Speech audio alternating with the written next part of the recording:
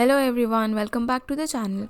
Guys, आज मैं आप लोगों के लिए एक जापानीज ड्रामा एक्सप्लेन करने वाली हूँ जिसका नाम है लव डीपली। एपिसोड की शुरुआत में हम मियो नाम की एक लड़की को रेडी होता हुआ देखते हैं जो कि काफ़ी ब्यूटीफुल थी और वो अपनी ज्वेलरी भी घर पर रखे हुए फिश टैंक की फिशेस को दिखाकर डिसाइड कर रही थी, क्योंकि असल में मियो एक मरीन साइंटिस्ट थी। जिसके बाद वो जल्दी से रेडी होकर मरीन टेक्नोलॉजी सेंटर के लिए निकल जाती हैं और रास्ते में वो अपने फ़ोन पर न्यूज़ भी पढ़ रही थी। तभी वो हसूदा ट्रस्ट कंपनी की न्यूज़ देखती है।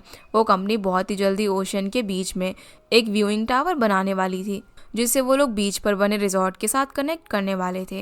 ये देखकर मियो को काफ़ी अजीब फील होने लग जाता है और वो अपने आप से बात करने लग जाती है कि ये उसका ड्रीम नहीं था और वो जो भी देख रही थी वो असल में भी होने वाला था, जिसके बारे में वो बात करने मरीन टेक्नोलॉजी सेंटर के लिए निकल जाती हैं। वहीं दूसरी तरफ हम रिंतारो नाम के एक लड़के को देखते हैं जो कि आज ही लंदन से टोक्यो लौटा था। वो हसूदा ट्रस्ट कंपनी का सेकेंड ईयर था, जिसे कंपनी में एकदम से देखते ही एम्प्लॉयज़ में भगदड़ मच जाती है, क्योंकि रिंतारो काफ़ी डेडिकेटेड और स्ट्रिक्ट बॉस था। जहाँ सबसे पहले रिंतारो अपने डैड और अपने बड़े भाई कोतारो से मिलता है और हम देख पाते हैं कि जो व्यूइंग टावर वाला प्रोजेक्ट था वो पूरा प्रोजेक्ट रिंतारो के डैड उसको ही मैनेज करने के लिए दे देते हैं, यानी कि उसे इंचार्ज बना देते हैं, जिससे कि कोतारो कुछ ज़्यादा खुश नहीं था। फिर हम ये भी जान पाते हैं कि असल में कोतारो और रिंतारो की बचपन से ही ज़्यादा कुछ नहीं बनती थी। जिसके बाद हम वापस से मियो को देखते हैं। वो सेंटर में जाकर अपने अंकल मिस्टर कमोई को सब कुछ बता देती हैं कि वो हर रोज़ जिस सपने की बात किया करती थी वो कोई सपना नहीं था, बल्कि ऐसे सच में अब होने वाला था। क्योंकि मियो को हर बार एक ही सपना आता था, जैसे कि वो पानी में किसी भारी चीज़ के गिरने की वजह से डूब रही हो और उसे लग रहा था कि उसका सपना उस व्यूइंग टावर से ज़रूर कनेक्टेड था। जिस पर कमोई उसे इस बार में बाद में डिटेल में बात करने के लिए कहता है और दोनों लैब में चले जाते हैं जहाँ पर बहुत सारी फिशेस थी।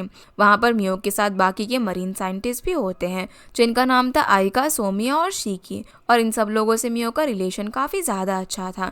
ये सब मियो को काफ़ी ज़्यादा पसंद करते थे क्योंकि ओशन की इतनी ज़्यादा नॉलेज होने के साथ साथ मियो को बाकी सब चीज़ों की भी नॉलेज थी, जिसके चलते वो सेंटर में सभी लोगों की हेल्प किया करती थी। दूसरी तरफ हम कोतारो और रिंतारो के एक छोटे भाई को भी देखते हैं जिसका नाम आइतारो था।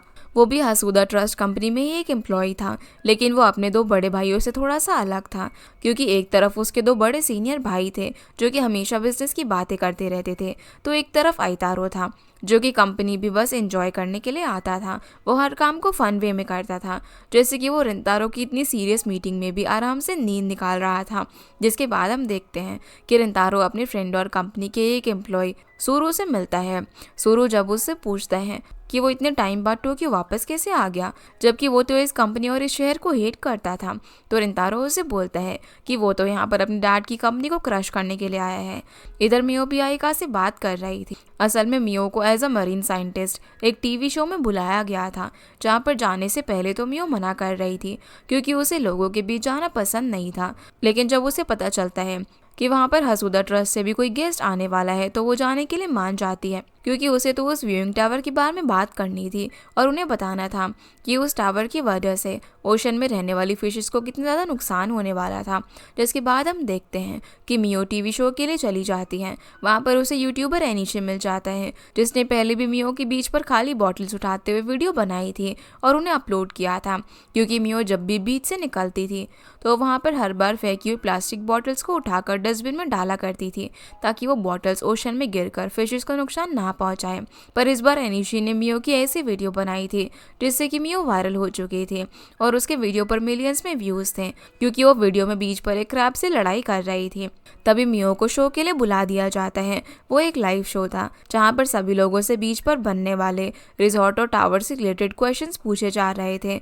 वो सब कुछ रिकॉर्ड होते हुए देख रहा था रिंतारो। तभी मियो की बारी आती है उस बीच के बारे में बोलने की, तो वो उन सभी लोगों को एक स्टोरी सुनाती है कि एक दिन वो रात को जब बीच पर वॉक कर रही थी उसने किसी ओल्ड मैन की आवाज़ सुनी जो कि ठीक से सांस नहीं ले पा रहा था क्योंकि उसके गले में प्लास्टिक बैग फंस गया था, जिसकी वजह से मियो ने उसके गले से प्लास्टिक बैग निकालने में उसकी मदद की। असल में मियो यहाँ पर एक टर्टल की बात कर रही थी, जो सुनते ही सभी लोग उस पर हंसने लग जाते हैं। तभी मियो अपने मन की बात बताती है कि वो व्यूइंग टावर बनने के खिलाफ है क्योंकि वो ओशन की लाइफ को प्रोटेक्ट करना चाहती हैं और ओशन के बीच टावर बनाना एनवायरनमेंट के अगेंस्ट भी है।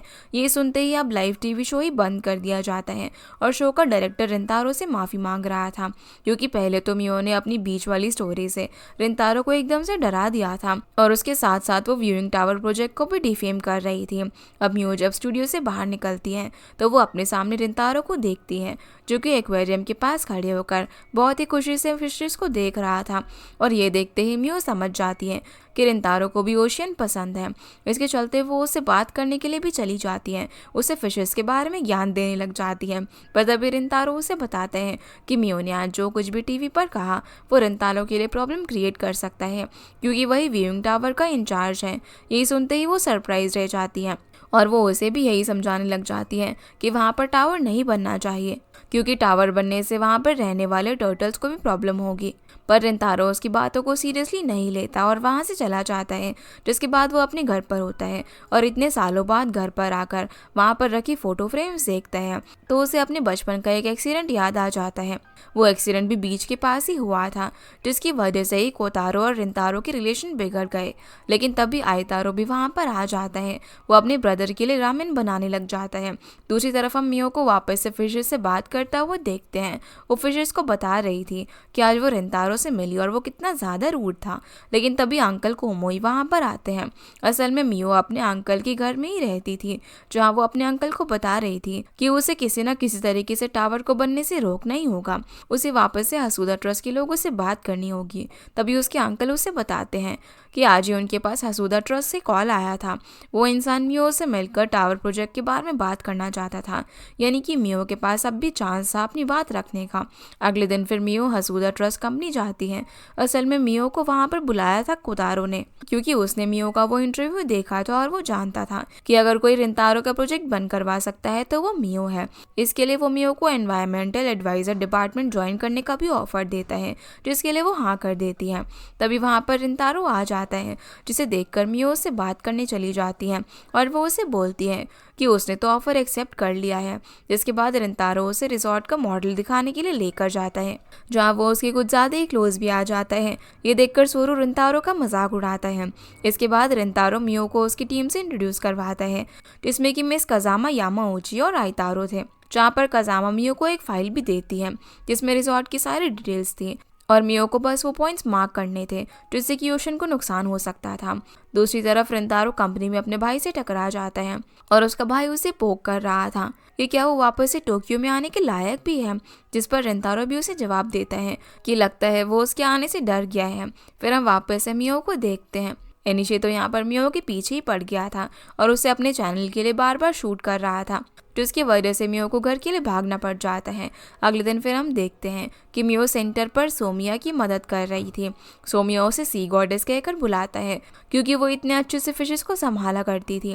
जिसके बाद मियो वो फाइल भी पढ़ने लग जाती है और यहाँ वो हर पॉइंट को रॉन्ग मार्क कर रही थी क्योंकि रिजॉर्ट बनने से वहाँ पर जो भी होने वाला था वो ओशन के लिए खतरनाक था। दूसरी तरफ हम रिंतारो को भी देखते हैं, वो भी अपनी फाइल ही पढ़ रहा था। तभी उसके पेन की इंक खत्म हो जाती है। अब जैसे ही वो पेन निकालने के लिए ड्रॉअर खोलता है तो उसमें उसे अपने बचपन की एक पेंटिंग मिल जाती है। उस पेंटिंग में रिंतारो अपने सिबलिंग्स और मॉम के साथ ओशन पर था, जो देखकर उसे मियो की सी टर्टल वाली बात याद आ जाती है।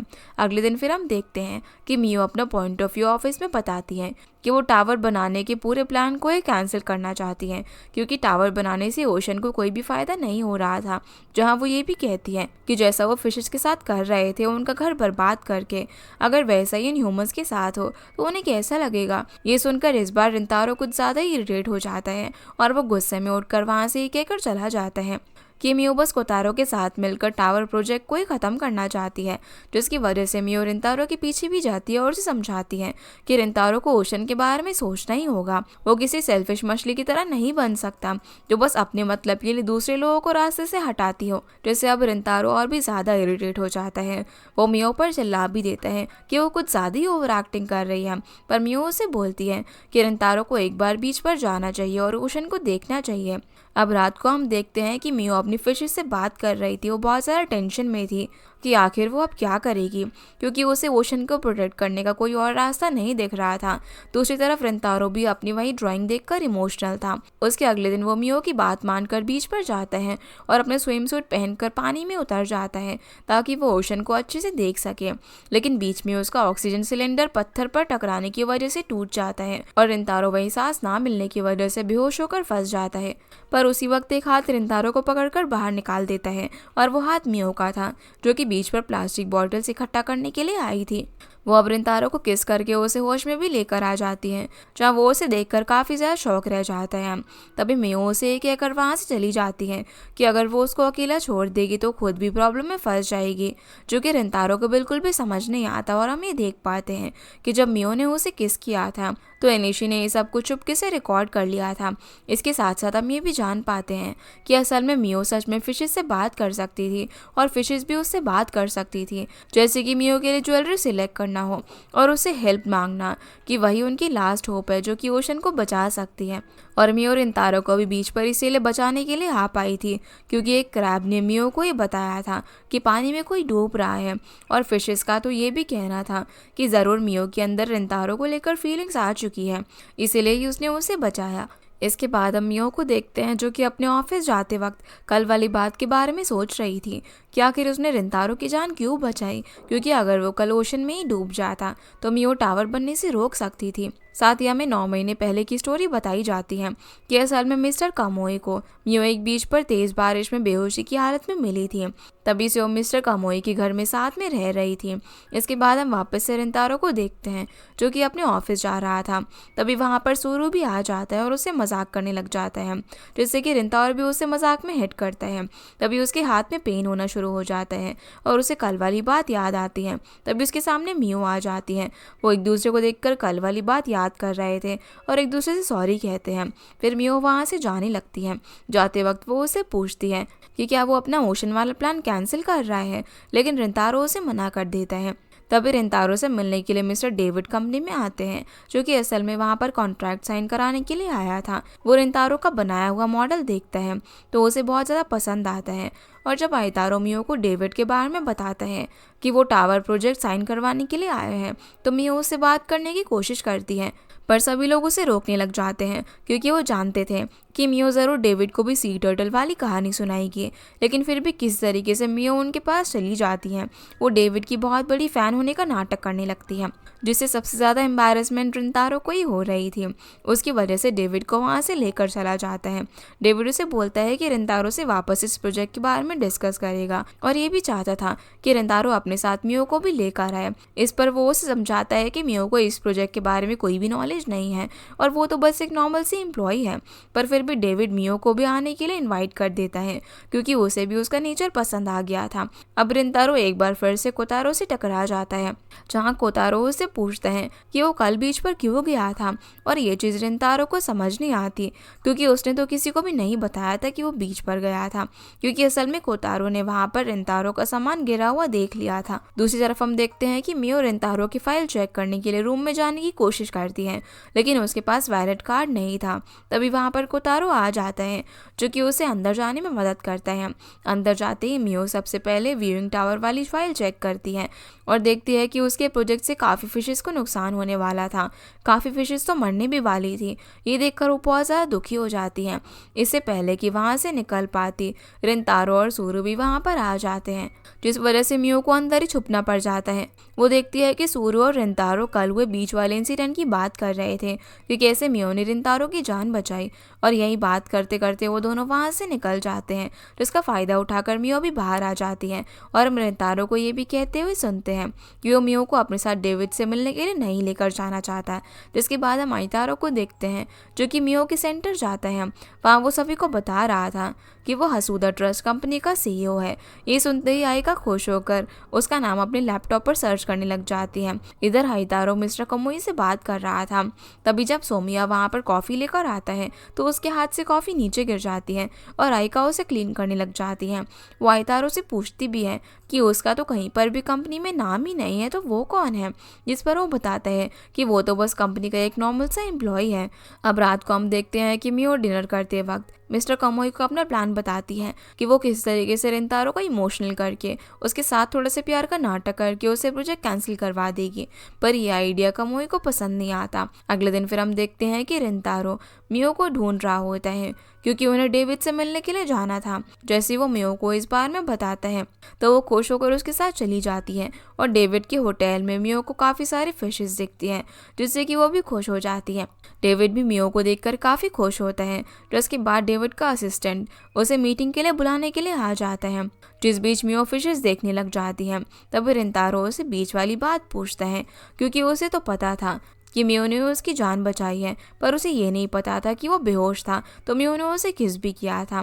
इसलिए मियो भी झूठ बोल देती है कि वो बस वहाँ से जा रही थी और उसे रिंतारो बीच पर देख गया, उसने उसकी हेल्प कर दी। जिसके बाद दोनों होटल से बाहर आ जाते हैं। तभी मियो को आइका का मैसेज आता है जो कि उससे बहुत सारा सामान मंगवाती है, लेकिन वो अकेले इतना सारा सामान कैरी नहीं कर सकती थी, जिसकी वजह से रिंतारो को भी अपने साथ सेंटर लेकर आ जाती है जहाँ बाकी सारे लोग पार्टी कर रहे थे और आइतारो भी वहाँ पर ही था।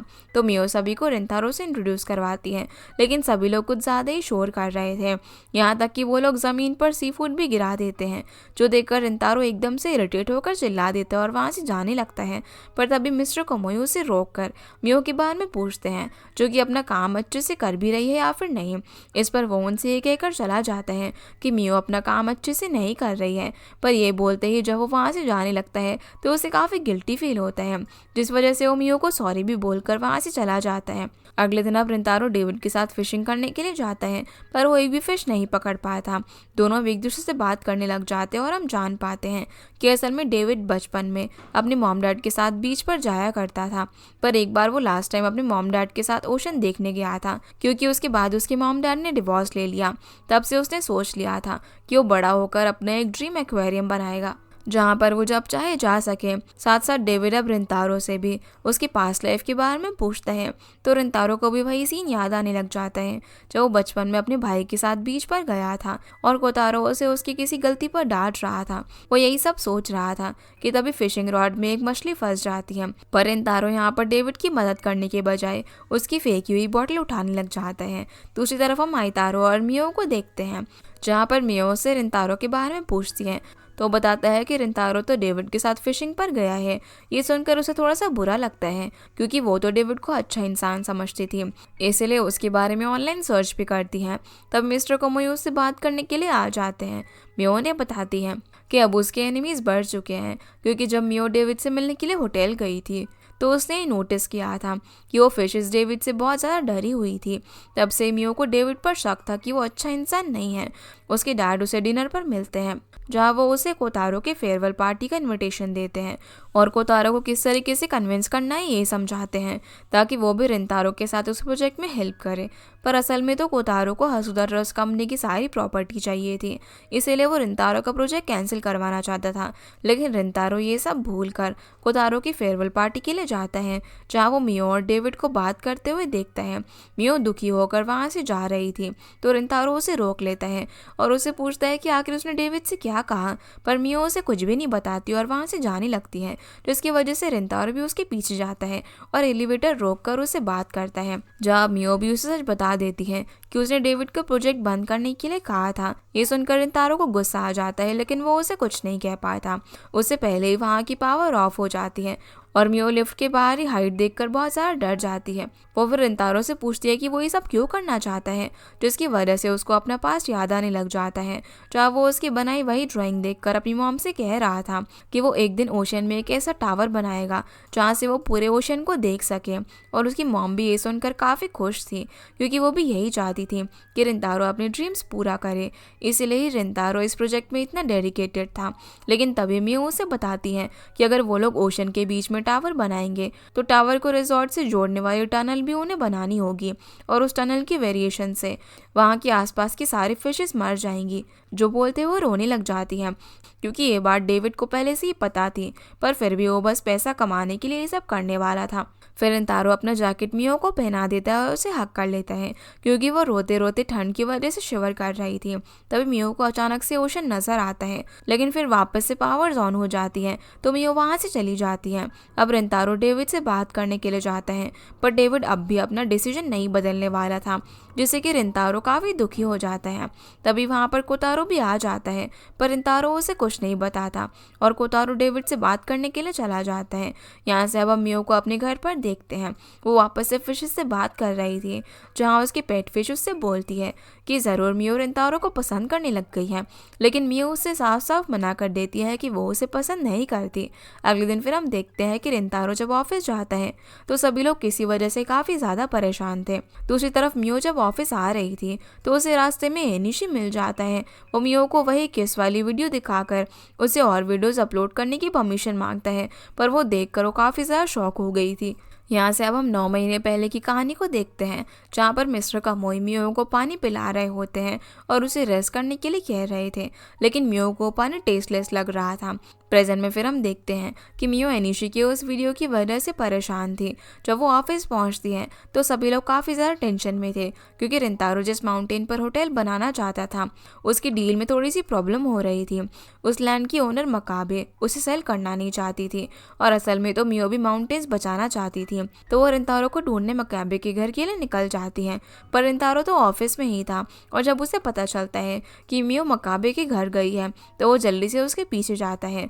इधर आई का सेंटर आती है, जहाँ पर आइतारो को देखकर वो समझ नहीं पाती कि आखिर वो यहाँ पर क्या कर रहा है। तभी मिस्टर कमोई उसे बताते हैं कि अब से आइतारो भी उन्हीं के साथ काम करेगा, क्योंकि उसने वो सेंटर पार्ट टाइम ज्वाइन कर लिया था। दूसरी तरफ हम देखते हैं कि मकाबे के घर रिंतारो और मियो दोनों ही पहुँच गए थे। वो मियो को समझा रहा था कि वो बीच में कुछ भी नहीं बोलेगी, लेकिन जैसे ही मकाबे उन्हें बताने लग जाती है कि वो माउंटेन को अपने ग्रैंडपा के लिए प्रोटेक्ट करना चाहती है, तो मियो उसे चीयर करने लगती है कि वो बहुत ही अच्छा काम कर रही है। और अब मकाबे तो वो लैंड सेल करने नहीं चाहती थी, जिसकी वजह से दोनों वहाँ से बाहर आ जाते हैं, और मियो तो बहुत ही ज़्यादा खुश थी। इसके बाद ही दोनों बीच पर जाते हैं। वहाँ पर रिंतारो को एक स्वीट पोटैटो का स्टॉल दिखता है, जिसे देखकर उसे बचपन की याद आ जाती है। तभी मियो को कुछ बच्चों की बॉल पानी में नजर आती है और वो उसे पानी में लेने के लिए जाने लगती है, पर रिंतारो उसका हाथ पकड़कर रोक लेता है, क्योंकि ऐसा ही कुछ उसके बचपन में भी हुआ था और उसने अपनी मॉम को खो दिया था। इसके बाद रिंतारो वहाँ से चला जाता है और रास्ते में उसे एनिशी भी मिलता है, जो कि किसिंग वाले वीडियो के बारे में बात कर रहा था, पर रिंतारो को तो कुछ भी याद नहीं था, इसीलिए एनिशी उसे बिना कुछ बताए वहाँ से चला जाता है। इधर मियो भी अपने घर पर आ जाती है और मिस्टर कमोई को सब कुछ बताती है, जो सुनकर वो उसे शांत रहने के लिए कहते हैं, लेकिन मियो अपना डिनर भी नहीं कर रही थी और चली जाती है। इधर रिंतारो जब घर पर पहुंचता है तो आइतारो उसे डिनर देता है, जिसे लेकर वो सोफे पर जाने लगता है, पर आइतारो उसे फोर्स करता है कोतारो के साथ ही डिनर टेबल पर बैठकर खाने के लिए। यहाँ पर भी ये दोनों बड़े भाई वापस से थोड़ी आर्ग्यूमेंट कर लेते हैं, जिसके अगले दिन रिंतारो फिर से मकाबे के घर जाता है, पर वहाँ पर मियो पहले से ही आई हुई थी, जो कि वाटर टेस्ट करने वाली थी, ताकि वो रिंतारो को प्रूव कर सके कि माउंटेन भी ओशन के लिए क्यों ज़रूरी है। और मियो के साथ यहाँ पर आइका भी थी। वो दोनों पानी की क्वालिटी चेक कर रही थी, जहाँ पर मियो को एक फिश भी मिलती है और वो उससे बात कर रही थी। दूसरी तरफ रिंतारो कोतारो से बात करता है, जहाँ कोतारो से माउंटेन डेवलपमेंट के बारे में पूछ रहा था, लेकिन रिंतारो से थोड़ा सा टाइम मांगता है, क्योंकि वो अभी अब मियो की तरह एनवायरनमेंट का सोच रहा था, जिससे कोतारो को लगता है कि रिंतारो मियो की साइड होता जा रहा है। आगे हम देखते हैं कि कोतारो की आंटी मिंदोरी उससे ऑफिस में मिलने के लिए आती है, जो उसे अपने साथ लंच पर लेकर जाती है, और उनकी बातों से हम जान पाते हैं कि कोतारो असल में मैरिड था और उसका एक बेटा भी था, जिसका नाम सोटा था, लेकिन उसके डिवोर्स के बाद सोटा अपनी मॉम के साथ ही रहता था। आगे हम देखते हैं कि एनिशी मिस्टर कमोई और बाकी सभी का इंटरव्यू लेने के लिए सेंटर में आता है। वो सबसे ज़्यादा सवाल मियो से कर रहा था कि उसकी लव लाइफ कैसी चल रही है और वो किसी को डेट कर रही है या फिर नहीं। दूसरी तरफ सूरू रिंतारो को मियो की एक वीडियो दिखा रहा था, जिसमें मियो ने डॉल्फिन की ड्रेस पहनी हुई थी और वो काफ़ी फनी लग रही थी, लेकिन रिंतारो ऐसा बिहेव करता है जैसे उसे मियो में कोई भी इंटरेस्ट ना हो। इधर इन लोगों का इंटरव्यू चल रहा था, तभी मियो एक फाइल निकालने के लिए कबर्ड पर रखे एक बॉक्स नीचे उतारती है और उसे एक फाइल नीचे गिर जाती है, जो कि वाटर सर्वे की थी, और एनिशी उसे देखता उससे पहले एक कामायो से वो फाइल छीन कर ड्रॉर में रख देता है। फिर हम देखते हैं कि मकाबे के अंकल उसे समझा रहे थे कि मकाबे के डैड के ऊपर बहुत सारा कर्जा है, तो वो चाहते हैं कि वो लैंड को सेल करके सारा कर्जा क्लियर कर दे, और मकाबे के पास भी कोई दूसरा रास्ता नहीं था। इधर मियो अपने ऑफिस में होती है तो उसे ग्लास में रखे हुए टर्टल का ध्यान रखने का काम मिलता है। मियो अब सभी के जाने के बाद उस टर्टल को बाहर निकालती है, क्योंकि वो टर्टल उसे बता रहा था कि उसे ग्लास में रखे ट्विग से प्रॉब्लम हो रही है। लेकिन तभी वहाँ पर सोरू आ जाता है, जो कि मियो को बातों में लगा देता है और बताता है कि माउंटेन वाला प्रोजेक्ट रिंतारो ने एक्सेप्ट नहीं करा, पर कोतारो ने उसे मजबूर कर दिया। वो यही बात कर रहे थे तभी रिंतारो वहाँ पर आता है और मियो को याद आता है कि उसने टर्टल को बाहर निकाला था, इसीलिए वो चेक करने चली जाती है। लेकिन अब टर्टल वहाँ से गायब हो चुका था, इसीलिए मियो परेशान हो जाती है, उसे ढूंढने लगती है, जिसे देखकर रिंतारो भी उसकी मदद करता है और डेस्क के नीचे झुककर उसे ढूंढता है। अब वो जैसे ही वापस से खड़ा होता है तो देखता है कि मियो तो वहाँ पर थी ही नहीं। तभी उसे अपना पास्ट याद आ जाता है, जैसे कि वो जोर से मियो का नाम चिल्लाता है। तभी मियो डेस्क के नीचे से निकलती है और उसके पास आ जाती है। उसे देखकर उसे रिलैक्स फील होता है और उसने टर्टल को भी ढूंढ लिया था। फिर हम देखते हैं कि मिस्टर कमोई किसी से सीक्रेटली मिल रहे थे। वो और कोई नहीं बल्कि कोतारो था। कोतारो मिस्टर कमोई को वाटर सर्वे के टेस्ट लाने को कहा था और उसे बहुत सारे पैसे भी दिए थे। लेकिन कोमोई को जब पता चलता है कि वो वाटर बहुत ज़्यादा पोल्यूटेड है, तो वो कोतारो को वापस से सारे पैसे देने के लिए आए थे, क्योंकि वो उसकी हेल्प नहीं करना चाहते थे। पर कोतारो उनसे बोलता है कि उसे पता है मियो उसकी नीस नहीं है, जो सुनकर उन्हें मियो की फिक्र होने लगती है और वो कोतारो को कुछ भी नहीं बोल पाते। इधर आइका अपने सेंटर में होती है, जहाँ वो अपना फ़ोन भूल गई थी। जैसे वो उसे लेने के लिए रूम में जाती है तो वहाँ पर आइतारो पहले से ही था। वो शिकी के साथ मिलकर उसका बनाया हुआ कोई सीक्रेट प्रोजेक्ट देख रहा था, पर आइका के आते ही प्रोजेक्ट बंद कर देता है। जिसके बाद हम देखते हैं कि मियो और रिंतारो अभी भी ऑफिस में ही थे और मियो रिंतारो को माउंटेन्स को बचाने के लिए पूरा प्रोजेक्ट समझा रही थी। उसने बहुत ही बड़ी फाइल भी बनाई थी जिसमें इन सब के बारे में लिखा हुआ था, और रिंतारो फाइल लेकर मियो से कहता है कि वो ज़रूर उस फाइल को पढ़ेगा, क्योंकि वो अभी अब माउंटेन्स को डिस्ट्रॉय करने के बारे में नहीं सोच रहा था। जिसके बाद हम देखते हैं कि मियो और रिंतारो को बाहर मिस्टर कमोई मिल जाते हैं, जो कि मियो को लेने के लिए आए हुए थे। मियो उनके साथ घर पर जाती है। रिंतारो भी अब घर पर जाकर मियो की फाइल पढ़ रहा था और उसका मॉडल देखकर बीच के बारे में सोच रहा था। लेकिन तभी उसे मकाबे का कॉल आ जाता है, क्योंकि वो किसी और रिजॉर्ट को माउंटेन सेल करने का सोच रही थी, क्योंकि उसे अपने डेट्स क्लियर करने थे। इसके अगले दिन जब मियो अपने ऑफिस जाती है तो देखती है कि सभी लोग खुश थे, क्योंकि मकाबे ने माउंटेन सेल कर दिया था। ये सुनकर मियो दुखी हो जाती है, क्योंकि उसे तो रिंतारो पर ट्रस्ट था कि वो उसकी फाइल पढ़ेगा और माउंटेन को बचाएगा, इसलिए वो वहाँ से बीच पर चली गई। वो मकाबे से बात करने के लिए आई थी, जहाँ से सच्चाई पता चलती है कि रिंतारो वो लैंड किसी और को खरीदने नहीं दे सकता था, इसीलिए उसने बहुत ज़्यादा अमाउंट में वो लैंड उससे खरीद लिया। जिसके बाद मियो बीच पर चली जाती है, जहाँ उसे रिंतारो बैठा हुआ दिखता है। मियो उसके पास जाती है और उसे माउंटेन खरीदने वाली बात पूछती है, क्योंकि उसे पता था कि ये माउंटेन वाला आइडिया रिंतारो का नहीं बल्कि कोतारो का था। और रिंतारो उसे सब कुछ बता देता है कि वो किसी को वहाँ पर होटल बनाने नहीं दे सकता। उसने वो लैंड इसीलिए खरीदा ताकि वो सब कुछ सेफ रख सके। ये सुनकर मियो उससे माफ़ी मांगती है, क्योंकि अब तक वो उसे बुरा समझ रही थी। तो इसके बाद रिंतारो से उसकी फैमिली के बारे में पूछता है, तो वो कहती है कि ये बीच ही उसका घर है और वहीं उसकी फैमिली है। लेकिन ये बात रिंतारो को फ़नी लगती है। दोनों अब साथ में अच्छा टाइम स्पेंड करते हैं। तो इसके बाद रिंतारो वहाँ से चला जाता है और वो मियो से कहता है कि वो उसके साथ कार में चले, पर वो उसे मना कर देती है। तो रिंतारो उसे अपना कोट देने की कोशिश करता है, क्योंकि वहाँ पर बहुत ठंड थी, लेकिन वो उसके लिए भी मना कर देती है। जिसके बाद मियो अकेले बैठकर पानी की आवाज़ सुनकर अपना पास्ट याद कर रही थी। तभी वहाँ पर रिंतारो वापस आ जाता है, जो कि उसे अपना कोट पहनाता है और उसके साथ ही बैठ जाता है, क्योंकि वो उसके लिए स्वीट पोटैटोज लेकर आया था और दोनों साथ में बैठकर उन्हें खाने लगते हैं। तभी मियो के हाथ स्वीट पोटैटो से जल जाते हैं, तो रिंतारो उसका हाथ पकड़कर उसे शांत करने की कोशिश करता है और वो नोटिस करता है कि मियो के हाथ एबनॉर्मली ठंडे थे। लेकिन तभी मियो की बस आ जाती है और रिंतारो उसे इस बारे में पूछ नहीं पाता। फिर हम देखते हैं कि मिस्टर कमोई उस फाइल को लेकर काफ़ी परेशान थे। तभी हमें पास्ट का सीन दिखाया जाता है कि जिस दिन मिस्टर कमोई को मियो बीच पर मिली थी, वो फाइल उसी दिन वो कोतारो को देने जा रहे थे। प्रेजेंट में अब कोतारो रिजॉर्ट वाले प्रोजेक्ट पर काम करने वाला था। वो इतने ज़्यादा रिवेंज में था कि वो अपनी फैमिली फ़ोटो को भी तोड़ देता है। जिसके बाद हम वापस से मियो और रिंतारो को देखते हैं। मियो रिंतारो को लेकर अच्छा फील कर रही थी, पर तभी वो देखती है कि कोई और लड़की रिंतारो के पास भाग कर आती है और उसे हक कर लेती है। ये देखकर रिंतारो भी काफ़ी खुश था, पर मियो बहुत ज़्यादा शौक रह गई थी। बाद में हमें वापस से 9 महीने पहले का सीन दिखाया जाता है। मिस्टर कमोई मियो से पहली बार मिले थे। उसे ऐसी हालत में देखकर वो उसकी हेल्प करना चाहते थे, पर मियो किसी भी हेल्प के लिए मना कर देती है और बस इतना कहती है कि वो कुछ टाइम के लिए उनके घर पर रहना चाहती है, क्योंकि उसे अपना एक काम पूरा करना था। सीना वापस से प्रेजेंट में आता है और हम देखते हैं कि मियो अब भी रिंतारो और उस लड़की के बारे में सोच रही थी जिसने उसे हक किया था। दूसरी तरफ रिंतारो सभी लोगों को बताता है कि उसने होटल बनाने के लिए माउंटेन मकाबे से खरीद लिया है, पर अभी वो लोग वहाँ पर होटल नहीं बनाएंगे क्योंकि अब वो उस माउंटेन को बचाना चाहता था। जिसके बाद वो अपने डैड और भाई के साथ मीटिंग में जाता है, पर वहाँ पर कोतारो अपने डैड से यही कह रहा था कि रिंतारो ने वो माउंटेन बहुत ज़्यादा पैसों में खरीद लिया था, पर अब वहाँ पर डेवलपमेंट भी नहीं करवाना चाहता था, जिसकी वजह से उनकी डेविड के साथ भी डील टूट गई थी, जिस पर उनके डैड रिंतारो को इस प्रोजेक्ट से ही रिमूव कर देते हैं और रिंतारो कुछ भी नहीं बोलता। फिर मियो जब बीच से प्लास्टिक बॉटल इकट्ठा करके सेंटर आती हैं तो वो आइका से पूछती हैं कि वो किसी को हक करना कब चाहेगी और वो किसी को हक करना क्यों पसंद करेगी। तो आइका उसे बोलती है कि वो तो बस उसे ही हक करना पसंद करेगी जिससे वो प्यार करती हो, जैसे कि उसका बॉयफ्रेंड या फिर लवर। ये सुनते ही मियो रिंतारो और उस लड़की के बारे में सोचने लग जाती है, क्योंकि उस लड़की ने भी रिंतारो को कुछ इसी तरीके से हक किया था। पर जैसे ही मियो अपने लैब में जाती है तो वो अचानक से डर जाती है, क्योंकि अंदर उसका वेट रिंतारो कर रहा था, जहां वो बीच और ओशन एनवायरनमेंट रिपोर्ट की फाइल देखने के लिए आया हुआ था।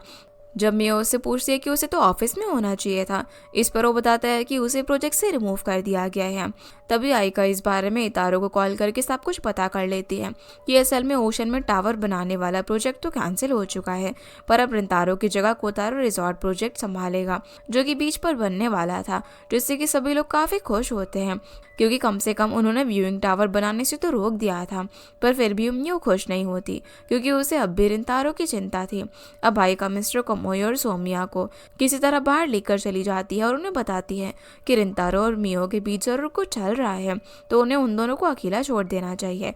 पर इससे मिस्टर कमोई बिल्कुल भी सहमत नहीं थे, इसलिए वो जल्दी से मियो को रोकने के लिए चले जाते हैं। दूसरी तरफ वो रिंतारो से बात करने की कोशिश करती है, पर उसका बिहेवियर अब भी थोड़ा सा रूड था, इसलिए मियो से ज़्यादा कुछ भी नहीं पूछती। फिर वो वापस से ऑफिस चली जाती है। वहाँ पर उसे मिलता है कोतारो, जो कि उस रिजॉर्ट के मॉडल्स है। वो व्यूइंग टावर निकाल कर डस्टबिन में फेंक देता है और मियो को बताता है कि वो लोग बीच और ओशन को प्रोटेक्ट करेंगे। सिर्फ एक रिजॉर्ट बनाने के लिए वो अपनी नेचुरल रिसोर्सेज को डिस्ट्रॉय नहीं कर सकते, यानी कि वो बीच को और भी डेवलप करने की बात कर रहा था, जिससे कि मियो को खुश होना चाहिए था, पर फिर भी वो खुश नहीं थी। वो सेंटर वापस आकर रिंतारो से भी इस बारे में डिस्कस करती है कि कोतारो तो सच में रिंतारो का पूरा प्रोजेक्ट ही कैंसिल करना चाहता है, लेकिन मियो को उस पर अब भी पूरा भरोसा नहीं था, क्योंकि वो बहुत ज़्यादा सस्पिशियस था। दूसरी तरफ रिंतारो तो अब भी ओशन में व्यूइंग टावर बनाना चाहता था, जिसके लिए वो मियो से बाकी के डॉक्यूमेंट्स भी मांग रहा था, पर वो उसे फ्रेंच लैंग्वेज वाले डॉक्यूमेंट्स दे देती है ताकि वो उन्हें पढ़ ना पाए। लेकिन रिंतारो लंदन से आया था तो उसे सब कुछ पढ़ना आता था, इसलिए वो दोनों डॉक्यूमेंट्स को लेकर लड़ाई भी करने लग जाते हैं। ये सब देखकर सोमिया और आइका तो बहुत ज़्यादा खुश हो रहे थे, क्योंकि उन्हें लग रहा था कि दोनों एक दूसरे से फ्लर्टिंग कर रहे हैं। पर तभी मिस्टर कामो एकदम से चिल्लाकर उन दोनों को लड़ाई करने से रोक देते हैं। वो मियो को अकेले में ये भी समझाते हैं कि वो तो ओशन प्रोजेक्ट करने के लिए आई थी ना, तो उसके पास टाइम भी कम है और उसे अपने गोल पर ध्यान देना चाहिए। जिसके बाद हम आइका और इतारो को देखते हैं। आइका वहाँ पर रिंतारो और कोतारो की तारीफ कर रही थी कि वो दोनों अपने काम को लेकर कितना ज़्यादा डेडिकेटेड हैं, उनके अलग अलग गोल्स हैं, जबकि आइतारो फ्यूचर की टेंशन किए बिना ही इंजॉय करता है, यानी कि वो अपने भाइयों से बिल्कुल ही अलग था। इस पर वो भी उसे एक सीरियस फेस बनाकर कहता है कि उसके भी खुद के कुछ ड्रीम्स हैं और वो क्या थे ये तो सिर्फ वही जानता था। दूसरी तरफ रिंतारो अब भी सेंटर में ही था और डॉक्यूमेंट्स पढ़ रहा था। उसे पढ़ते पढ़ते रात हो चुकी थी। तो शिकी वहाँ से उसे घर जाने के लिए कहता है। और जब रिंतारो वहाँ से जा रहा था तो शिकी उसे मियो के बारे में कुछ नोटिस करने के लिए भी कहता है, क्योंकि उसके हिसाब से मियो बहुत ही अलग लड़की थी। वो जब भी उन लोगों के साथ होती थी तो उन लोगों के साथ स्ट्रेंज चीज़ें होती थी, जैसे कि रिंतारो ने जब उसके हाथ को टच किया था तो बहुत ही ज़्यादा ठंडे थे और वो लोग ये भी नहीं जानते थे कि आखिर वो कहाँ से आई है, उसका यहाँ पर आने का क्या पर्पस है। ये सब शिकी जानना चाहता था, पर रिंतारो उसकी बात पर कुछ भी ज़्यादा ध्यान नहीं देता और वहाँ से चला जाता है। दूसरी तरफ मियो तो अब भी रिंतारो के ही सपने देख रही थी कि जैसे वो दोनों ओशियन के अंदर हैं और मियो उसके पास जाने ही वाली है, पर उससे पहले वो लड़कियां आकर रिंतारो को हक कर लेती हैं, जिसकी वजह से मियो की नींद खुल जाती है। फिर वो अपनी पेट फिश से बात करती हैं कि वो जब भी रिंतारो के बारे में सोचती है उसे बहुत ही स्टिफ फील होने लग जाता है। वो ठीक से सांस भी नहीं ले पाती, जिस पर उसकी पेट फिश उसे कहती है कि ज़रूर रिंतारो की कोई फीमेल मेट होगी, जिसे देखकर मियो के साथ ये सब कुछ हो रहा था। अगले दिन फिर हम देखते हैं कि रिंतारो वापस से सेंटर आकर सोमिया से फिशेस के बारे में जान रहा था। वो जब वापस से ऑफिस के लिए निकलता है तो मियो चुपके से उसका पीछा करती है, क्योंकि उसे उसकी पेट फिश ने कहा था कि उसे किसी भी ह्यूमन पर ट्रस्ट नहीं करना चाहिए, क्योंकि वो लोग बहुत बड़े झूठे होते हैं और बस काइंडनेस का शो ऑफ करते हैं।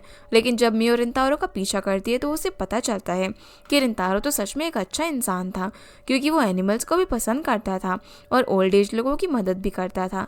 ये देखकर कहीं ना कहीं मियो उसे पसंद करने लग गई थी, लेकिन तभी उसकी सारी खुशी पर पानी फिर जाता है, क्योंकि इन सब कामों के बाद रिंतारो एक पार्क में वापस से उसी लड़की से मिलने के लिए जाता है और उस लड़की का नाम था हारुका, जो कि अपने बच्चों के साथ वहाँ पर आई थी। इसकी वजह से मियो को लगता है कि ज़रूर वो बच्चे उसके ही होंगे, इसलिए वो दुखी होकर बीच पर जाकर बैठ जाती है, क्योंकि उसे अब यकीन हो गया था कि रिंतारो उसकी तरफ जो काइंडनेस दिखा रहा था वो तो बस दिखावा था। दूसरी तरफ हम सूरू और इतारा को देखते हैं, जहाँ पर इतारा सूरू से रिक्वेस्ट कर रहा था कि वो रिंतारो को समझाकर वापस से ऑफिस लेकर आ जाए, क्योंकि वो अपने दोनों भाइयों के साथ सब कुछ ठीक करना चाहता था। तभी सूरू उसे लैब के बारे में पूछता है कि आखिर आइतारो और रिंतारो को लैब जाना इतना पसंद क्यों है। इस पर वो बताता है कि वो लैब में एक लड़की को पसंद करता है। ये सुनकर सूरू उसे एक आइडिया देता है कि उसे उस लड़की को डेट पर लेकर जाना चाहिए और साथ में रिंतारो और मियो को भी लेकर जाना चाहिए, ताकि वो दोनों भी एक दूसरे से बात कर सके, जो आइडिया आइतारो को भी पसंद आता है। और वो इस बारे में रिंतारो को बताता है, लेकिन वो तो सोटा के साथ खेलने में बिजी था। तभी वहाँ पर कोतारो भी आ जाता है, जहाँ वो रिंतारो को समझाता है कि उसे मियो से दूर रहना चाहिए, क्योंकि मियो उन सबसे झूठ बोल रही थी कि वो मिस्टर कामोई की नीस है, जबकि उसका तो मिस्टर कामोई से कोई भी रिलेशनशिप नहीं है। दूसरी तरफ हम मिस्टर कामोई को देखते हैं, जो कि मियो के लिए बहुत सारा सी सॉल्ट और सीवीड लेकर आए थे, क्योंकि वो मियो के लेटर के नेशनल ओशन जर्नल में पब्लिश होने की न्यूज़ से बहुत ही ज़्यादा खुश थे और उसके साथ पार्टी करना चाहते थे। यहाँ पर हम ये भी नोटिस करते हैं कि मिस्टर कामोई जो भी फूड मियो के लिए सेलिब्रेशन के लिए लेकर आए थे वो असल में फिशेस का फेवरेट फूड था और मियो भी वो फूड एंजॉय कर रही थी। दूसरी तरफ हम देखते हैं कि रिंतारो अब भी शिकी के बारे में सोच रहा था और अब तो उसे भी मियो के बारे में कुछ अजीब लग रहा था, जिसकी वजह से वो अगले दिन एनिशी से भी मिलता है और वही किसिंग वीडियो देखता है जिसमें मियो उसे किस कर रही थी। दूसरी तरफ हम मियो, इतारो और आइका को देखते हैं। असल में आइका ने उसे डबल डेट के बारे में कुछ भी नहीं बताया था, जिसकी वजह से जैसे ही रिंतारो वहाँ पर हारुका के साथ आता है तो मियो बहुत ज़्यादा शौक रह जाती है। वहाँ पर हारुका मियो से कहती है कि वो उसके बारे में जानती है और बहुत ही खुश है कि मियो ने रिंतारो का ख्याल रखा। ये सुनकर मियो को थोड़ा सा अजीब लगता है कि आखिर उसकी वाइफ उससे ये सब क्यों कह रही है।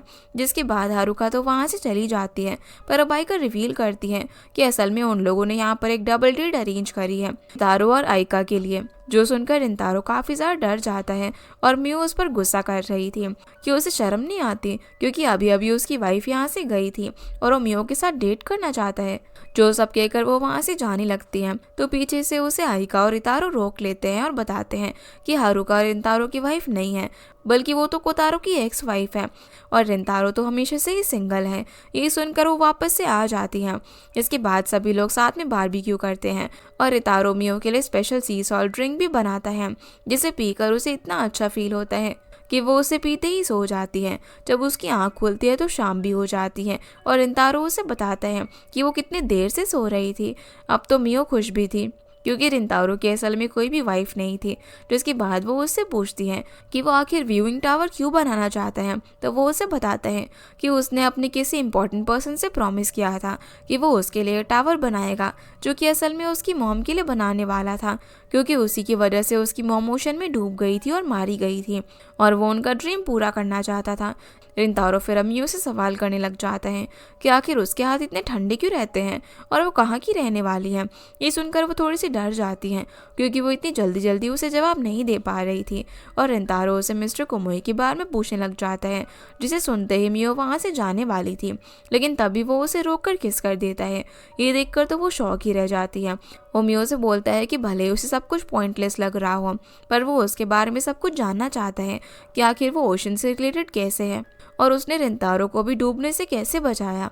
पर इससे पहले कि मियो कुछ कह पाती, आइका वहाँ पर आ जाती हैं और उन दोनों को एक दूसरे के इतना क्लोज देख लेती हैं। जिसके बाद ये सभी लोग फायर क्रैकर्स जलाने के लिए जाते हैं और साथ में काफ़ी इंजॉय करते हैं। जब ये दोनों अपने घर पर भी चले जाते हैं तो एक दूसरे के किस करने की वजह से बहुत ज़्यादा नर्वस हो चुके थे और ओवर एक्टिंग कर रहे थे। वहाँ पर रिंतारो ने सुरु को भी बता दिया था कि उसने मियो को किस किया। फिर वो उससे एक और बात पूछता है, क्योंकि जिस यूनिवर्सिटी का नाम मियो ने लिया था कि वो कहाँ से पढ़ कर आई है, उसी यूनिवर्सिटी में सुरु भी था, पर वो कभी भी मियो से नहीं मिला था। जिससे कि रिंतारो समझ जाता है कि वो उसे ज़रूर कुछ छुपा रही है। अगले दिन वो उससे बात करने के लिए ऑफिस जाता है, पर मियो तो मिस्टर कोमोई को ढूंढने के लिए बीच पर गई हुई थी, क्योंकि मिस्टर कोमोई के हाथ भी ओशन के पोल्यूशन और डिस्ट्रक्शन से रिलेटेड काफ़ी स्ट्रॉन्ग एविडेंस लगा था। दूसरी तरफ शीकी नेशनल ओशन जर्नल का कॉल उठा लेता है, जो कि मियो का लेटर पब्लिश करने के लिए उसकी आइडेंटिटी मांग रहे थे, और शीकी तो जानता था कि मियो की कोई भी आइडेंटिटी है ही नहीं। दूसरी तरफ रिंतारो भी मियो के पीछे भाग रहा था और मियो रास्ते में एक बच्चे का एक्सीडेंट होने से उसे बचाने के चक्कर में खुद नीचे गिर जाती है। उसके सर पर चोट भी आ जाती है, जिसकी वजह से वो बेहोश हो गई थी। रिंतारो उसे एम्बुलेंस में हॉस्पिटल ले जाने की कोशिश करता है, पर तभी मियो को होश आ जाता है। वो एम्बुलेंस से ही भाग जाती है, क्योंकि वो हॉस्पिटल नहीं जा सकती थी। इसकी वजह से रिंतारो उसके पीछे जाता है और इस बार वो उसे पकड़ भी लेता है। वो पूछता है कि आखिर वो हॉस्पिटल क्यों नहीं जा रही है, वो उसे इतने सारे झूठ क्यों बोल रही है।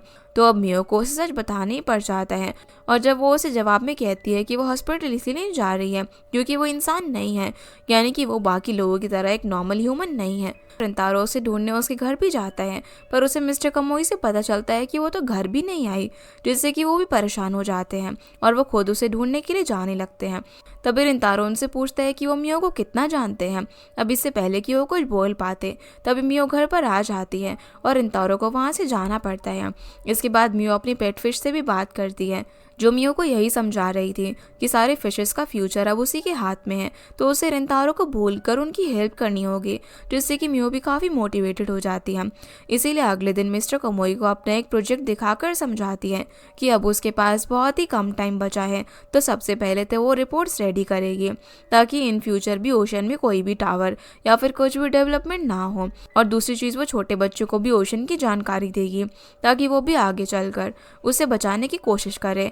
और अगर इनमें से एक भी चीज़ में मियो पास नहीं हुई तो वो हसूदा ट्रस्ट कंपनी को ही बॉम्ब से उड़ा देगी। ये उसका आखिरी ऑप्शन था, जो देखकर मिस्टर कोमोई भी थोड़ा सा डर जाते हैं, पर मियो तो काफ़ी ज़्यादा सीरियस थी।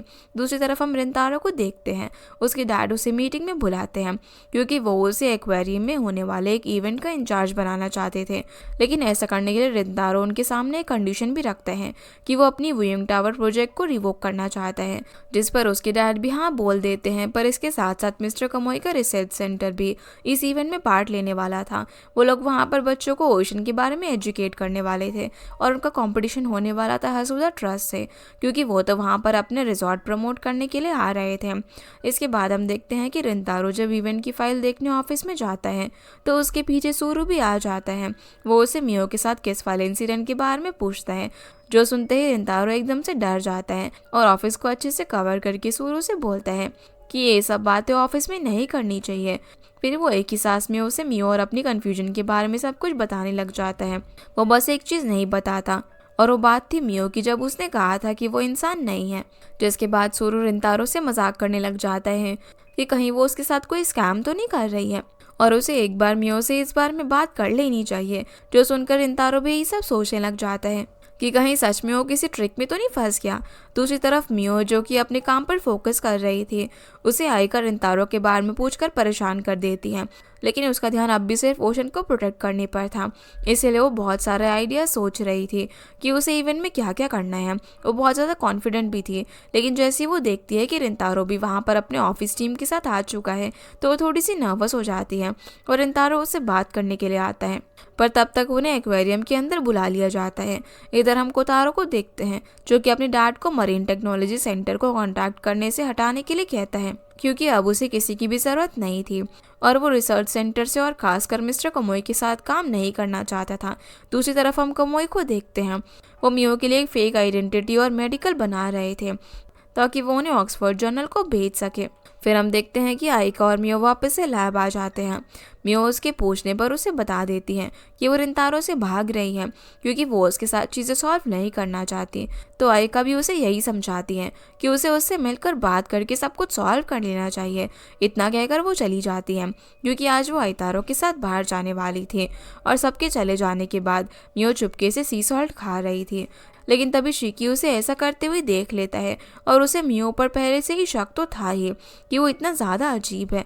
तभी मियो भी उसे अपने पीछे खड़ा हुआ देखकर डर जाती है। जिसके बाद हम देखते हैं कि रिंतारो मियो से बात करना चाहता था और सब कुछ क्लियर करना चाहता था। इसके लिए वो मिस कजामा से मियो का नंबर लेने के लिए जाता है। दोनों उनका इतना मजाक उड़ाती है कि रिंतारो बहुत ज़्यादा शाई फील करने लग जाता है। फिर वो मियो को कॉल करके उसे बताता है कि वो इवेंट के बाद उससे मिलना चाहता है। इस पर वो भी हाँ कर देती है। दूसरी तरफ इतारा और आइका को देखते हैं। ये दोनों एक रेस्टोरेंट में थे। वहाँ पर इतारा जो कुछ भी उससे कहता है तो उसके पीछे बैठे लोग जोर जोर से हंसने लग जाते हैं, जिससे कि आइका उसकी बातों को ठीक से सुन नहीं पाती। और आखिर में परेशान होकर इतारा चिल्लाकर उससे कहता है कि वो अपने साथ ऑफिशियली डेट पर लेकर जाना चाहता है। ये सुनकर वो शॉक हो जाती है और उसके चिल्लाने से अब सभी लोगों का ध्यान उस पर ही चला गया। जैसे आइका उसका ये प्रपोजल एक्सेप्ट करती है तो सभी लोग उन दोनों के लिए चेयर करने लग जाते हैं। फिर हम देखते हैं कि रिंतारा अपने भाई और डैड के साथ मिलकर मोनोपोली खेल रहा होता है। वो लोग अपने रिजॉर्ट के बारे में बात कर रहे थे, जहाँ पर रिंतारो का ये कहना था कि उसकी डैड वहाँ पर रिजॉर्ट इसीलिए बनाना चाहते हैं क्योंकि वो तो ओशन को वैसे भी हेट करते हैं, क्योंकि इस ओशन ने ही उनकी वाइफ की जान ली थी, तो वो ओशन को फिर कभी भी देखना नहीं चाहते थे। इस पर कोतारो उसे इवेंट पर ध्यान देने के लिए कहता है क्योंकि उससे ये डिसाइड होगा कि रिंतारो व्यूइंग टावर प्रोजेक्ट को रिवॉल्व कर सकता है या फिर नहीं। दूसरी तरफ मियो अपने आप को कूल कर रही थी, तभी उनकी डोरबेल बज जाती है, जैसे कि मिस्टर कोमोई कहते हैं कि कहीं रिंतारो तो वहाँ पर नहीं आया। ये सुनते ही वो जल्दी अपने कपड़े ठीक करने लग जाती हैं, लेकिन असल में वहाँ पर उसका पार्सल आया था क्योंकि उसने बहुत सारा सी सॉल्ट अपने खाने के लिए मंगवाया था। जिसके अगले दिन हम देखते हैं कि इवेंट चालू होने से पहले आइका मियो को बताती है कि इतारो ने उसे डेट के लिए पूछा है, जिस पर मियो उसके पेट पर हाथ रखकर उसे कंग्रेचुलेट करने लग जाती हैं। तो आइका उसे समझाती है कि वो प्रेग्नेंट थोड़ी है और उसे तो इतारो ने बस डेट के लिए पूछा है। तो वो उसे फिश वर्ल्ड के बारे में बताने लग जाती हैं कि फिशेस के बीच तो ऐसी कोई स्टेज नहीं होती, वो बस अपना पार्टनर सिलेक्ट करके मेटिंग करते हैं। तो आइका उसे समझाती है कि वो भी मेटिंग वाली स्टेज से पहले की स्टेज पर है, जो कि एक तरीके से प्रॉमिस स्टेज है कि वो दोनों लवर्स बनकर रहेंगे। इसके बाद अब इवेंट भी शुरू होने वाला था, तो मियो अपनी टर्टल ड्रेस पहन लेती है, पर उसके साथ साथ रिंतारो को भी एक शार्क वाली ड्रेस पहननी पड़ती है ताकि वो भी अपना पॉइंट अच्छे से बच्चों को समझा सके। और उस ड्रेस में रिंतारो को देखकर सभी लोग काफ़ी ज़्यादा हंस रहे थे क्योंकि वो बहुत फनी लग रहा था। अब इवेंट में सबसे पहले मियो की टर्न आती है। वो बच्चों को बहुत ही अच्छे से यूराशिमा ताओ की स्टोरी सुनाकर ओशन को प्रोटेक्ट करने के बारे में समझाती हैं। सभी बच्चे उसकी बात से एग्री भी करते हैं, लेकिन जैसे ही रिंतारो की टर्न आती है तो सब लोग काफ़ी सीरियस हो जाते हैं क्योंकि वो अब भी किसी मीटिंग की तरह ही उन बच्चों को प्रेजेंटेशन दे रहा था।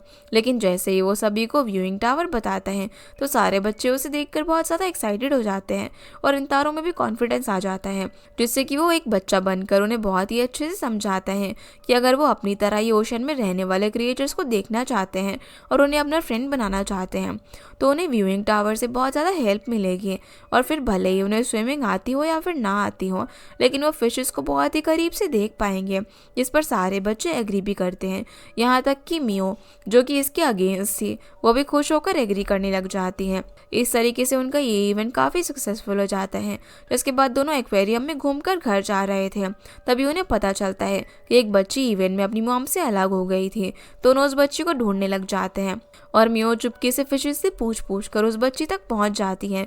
ये चीज़ रिंतारो भी नोटिस कर रहा था और जब वो बच्ची उन्हें मिलती है तो रिंतारो मियो से पूछता है कि उसने ये सब कैसे किया, पर वो उसे कुछ भी नहीं बताती और झूठ कहती है कि उसने तो बस सही अंदाज़ा लगाया। इसके बाद दोनों एक्वेरियम से बाहर निकल रहे थे तभी वो गलती से एक रेस्टोरेंट में चले जाते हैं और क्योंकि वो दोनों वहाँ के 1000 कस्टमर थे तो वो लोग उन दोनों को माला पहनाकर उनकी फ़ोटो लेते हैं और उन्हें बहुत सारे गिफ्ट्स भी देते हैं, जो देखकर ऑफिस के लोग और आयका उन दोनों का मजाक भी उड़ाते हैं कि वो दोनों इतना जल्दी डेट पर जाकर भी आ गए। दूसरी तरफ हम देखते हैं कि तारो वापस से अपने लैपटॉप में कुछ कर रहा था। वो कुछ सेल करने की बात कर रहा था जिसमें शिकी भी शामिल था, पर तभी वहाँ पर आयका आ जाती है, इसीलिए तारो जल्दी से अपना लैपटॉप बंद कर देता है। पर आयका समझ चुकी थी कि वो ज़रूर उससे कुछ छुपा रहा है। इसके बाद हम देखते हैं कि मियो अपने घर जाकर रेस्ट कर रही थी और उसे पूरे रूम के एनवायरनमेंट को भी ह्यूमिड कर रखा था। तभी उसे मिलने के लिए रिंतारो आ जाता है। जब वो मियो की रूम की हालत देखता है तो उसे काफ़ी अजीब लगता है क्योंकि वो नॉर्मल लोगों की तरह नहीं था, वहाँ पर बहुत ज़्यादा ह्यूमिडिटी थी। फिर वो अंदर जाता है तो उसे वही रिंग नज़र आती है जो कि मियो ओशन से लेकर आई थी। उसे देखकर रिंतारो बहुत ज़्यादा इमोशनल हो जाता है क्योंकि वो रिंग उसकी मॉम की थी और जब वो मियो से पूछता है कि उसे ये रिंग कहाँ मिली तो वो बता देती है कि ये रिंग उसे ओशन से मिली और वो रिंग इतनी सुंदर थी कि मियो बिना किसी रीज़न के उस रिंग को प्रोटेक्ट कर रही थी। असल में अब उसे रीज़न मिल चुका था क्योंकि वो रिंग किसी न किसी तरीके से रिंतारो तक पहुंच गई थी और ये कोइंसिडेंस देखकर रिंतारो भी काफ़ी ज़्यादा खुश था। वो यकीन ही नहीं कर पा रहा था कि उसे अपनी मॉम की रिंग मियो के पास मिलेगी जिसे वो पसंद करता है। अब मियो भी उसे हक कर की कंसोल करती है और उसे बता ही देती है कि वो ओशन में ही पैदा हुई थी और ओशन में रहने वाली हर फिश उसकी फैमिली है, इसीलिए वो उन्हें बचाने के लिए ये सब कुछ कर रही थी। जिसके साथ साथ मियो उसे ये भी बता देती है कि वो इस वर्ल्ड को ज़्यादा दिन हैंडल नहीं कर पाएगी, वो 2 महीने बाद वापस से अपने वर्ल्ड में चली जाएगी। जो सुनकर रिंतारो काफ़ी ज़्यादा सरप्राइज था। इसके बाद मियो वो रिंग भी रिंतारो को ही दे देती है और अगले दिन हम देखते हैं कि मिस्टर कोमोई मियो से बात कर रहे थे। वो उसे एक सच्चाई शेयर करते हैं कि असल में 2 साल पहले मिस्टर कमोई हसुदा ट्रस्ट के लिए काम किया करते थे। तब उन्होंने एक वाटर सर्वे रिपोर्ट तैयार की थी जिसके हिसाब से ओशन में कोई भी डेवलपमेंट करने से ओशन को पोल्यूशन का खतरा था, पर फिर भी मिस्टर कमोई ने अपनी फाइनेंशियल कंडीशन के चलते हुए कोतारो से हाथ मिलाना सही समझा और उन्होंने हसुदा ट्रस्ट के लिए एक फेक रिपोर्ट बनाई जिसमें सब कुछ सही था। लेकिन जब मिस्टर कमोई मियो से पहली बार मिले तब उन्हें पता चला कि उन्होंने कितनी बड़ी गलती कर दी थी, इसीलिए वो अब अपनी गलती ठीक करना चाहते थे और हसुदा ट्रस्ट को एक्सपोज करना चाहते थे क्योंकि मिस्टर कमोई के पास वाटर सर्वे की असली रिपोर्ट भी थी जिन्हें लेकर वो कोतारो से बात करने भी जाते हैं, पर वो उनकी एक भी बात नहीं सुनता। वो उन्हें ऑफिस से बाहर निकाल देते हैं क्योंकि अब मिस्टर कमोई की उसे कोई भी ज़रूरत नहीं थी। वो किसी को कॉल करके कमोई का ध्यान रखने के लिए भी कहता है ताकि वो कहीं उसे मीडिया के सामने एक्सपोज ना कर दे। जिसके बाद कोतारो अपनी प्रेस कॉन्फ्रेंस के लिए चला जाता है जहाँ पर वो ये अनाउंस करता है कि वो ओशन के पास रिजॉर्ट तो बना ही रहे हैं, पर इसके साथ साथ वो लोग ओशन के सी बेड से रिसोर्स भी बाहर निकालेंगे, यानी कि वो किसी न किसी तरीके से ओशन में ड्रिल तो करने ही वाले थे, पर इससे काफ़ी सारी फिशेस की जान भी जाने वाली थी। इससे कोतारो को तो कोई भी फर्क नहीं पड़ता, लेकिन जब रिंतारो ये सुनता है तो वो कोतारो को रोकने की कोशिश करता है, पर वो उसकी कोई भी बात नहीं सुनने वाला था।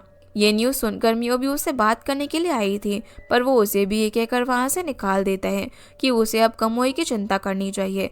इसीलिए वो फटाफट से मिस्टर कमोई को ढूंढने के लिए चली जाती हैं और रिंतारो भी उसके साथ जाता है, जहाँ वो देखते हैं कि एक मैगजीन रिपोर्टर मिस्टर कमोई को परेशान कर रहा होता है क्योंकि वो जानता था कि वो सब लोगों से लैब का ये सीक्रेट छुपा रहे हैं। इसी बीच मिस्टर कमोई उस रिपोर्टर को धक्का भी दे देते हैं और वो नीचे गिरकर इंजर्ड होने की एक्टिंग करने लग जाता है। इस वजह से मिस्टर कमोई को पुलिस अरेस्ट करके ले जाती है और ये सब करवाया था कोतारो ने, जिसे मियो और रिंतारो भी रोक नहीं पाते। रिंतारो अब मियो को उसके घर ड्रॉप करने के लिए आया था, लेकिन मियो को दुखी देखकर वो उसे अपने साथ घर पर ले जाता है। इधर कोतारो को ये इन्फॉर्मेशन मिल गई थी कि मिस्टर कोमोई को अरेस्ट कर लिया गया है, इसीलिए वो बहुत ज़्यादा खुश होता है और किसी को कॉल करके थैंक्स बोलता है। जिसके बाद हम देखते हैं कि रिंतारो मियो को पानी सर्व करता है, जहाँ उसके सामने मियो पानी में बहुत सारा सॉल्ट मिलाकर उसे पीने लग जाती है, जो कि रिंतारो को थोड़ा सा अजीब लगता है, पर वो भी मियो की तरह ही पानी में सॉल्ट मिलाकर पीने की कोशिश करता है, लेकिन वो उसे काफ़ी सॉल्टी लग रहा था। वो ऐसा प्रिटेंड करता है कि जैसा उससे कुछ भी नहीं हुआ हो। इसके बाद वो मियो को मिस्टर कोमोई के बारे में ज़्यादा ना सोचने के लिए कहता है, लेकिन इधर मिस्टर कोमोई को गलत एलिगेशन लगाकर अरेस्ट कर लिया गया था।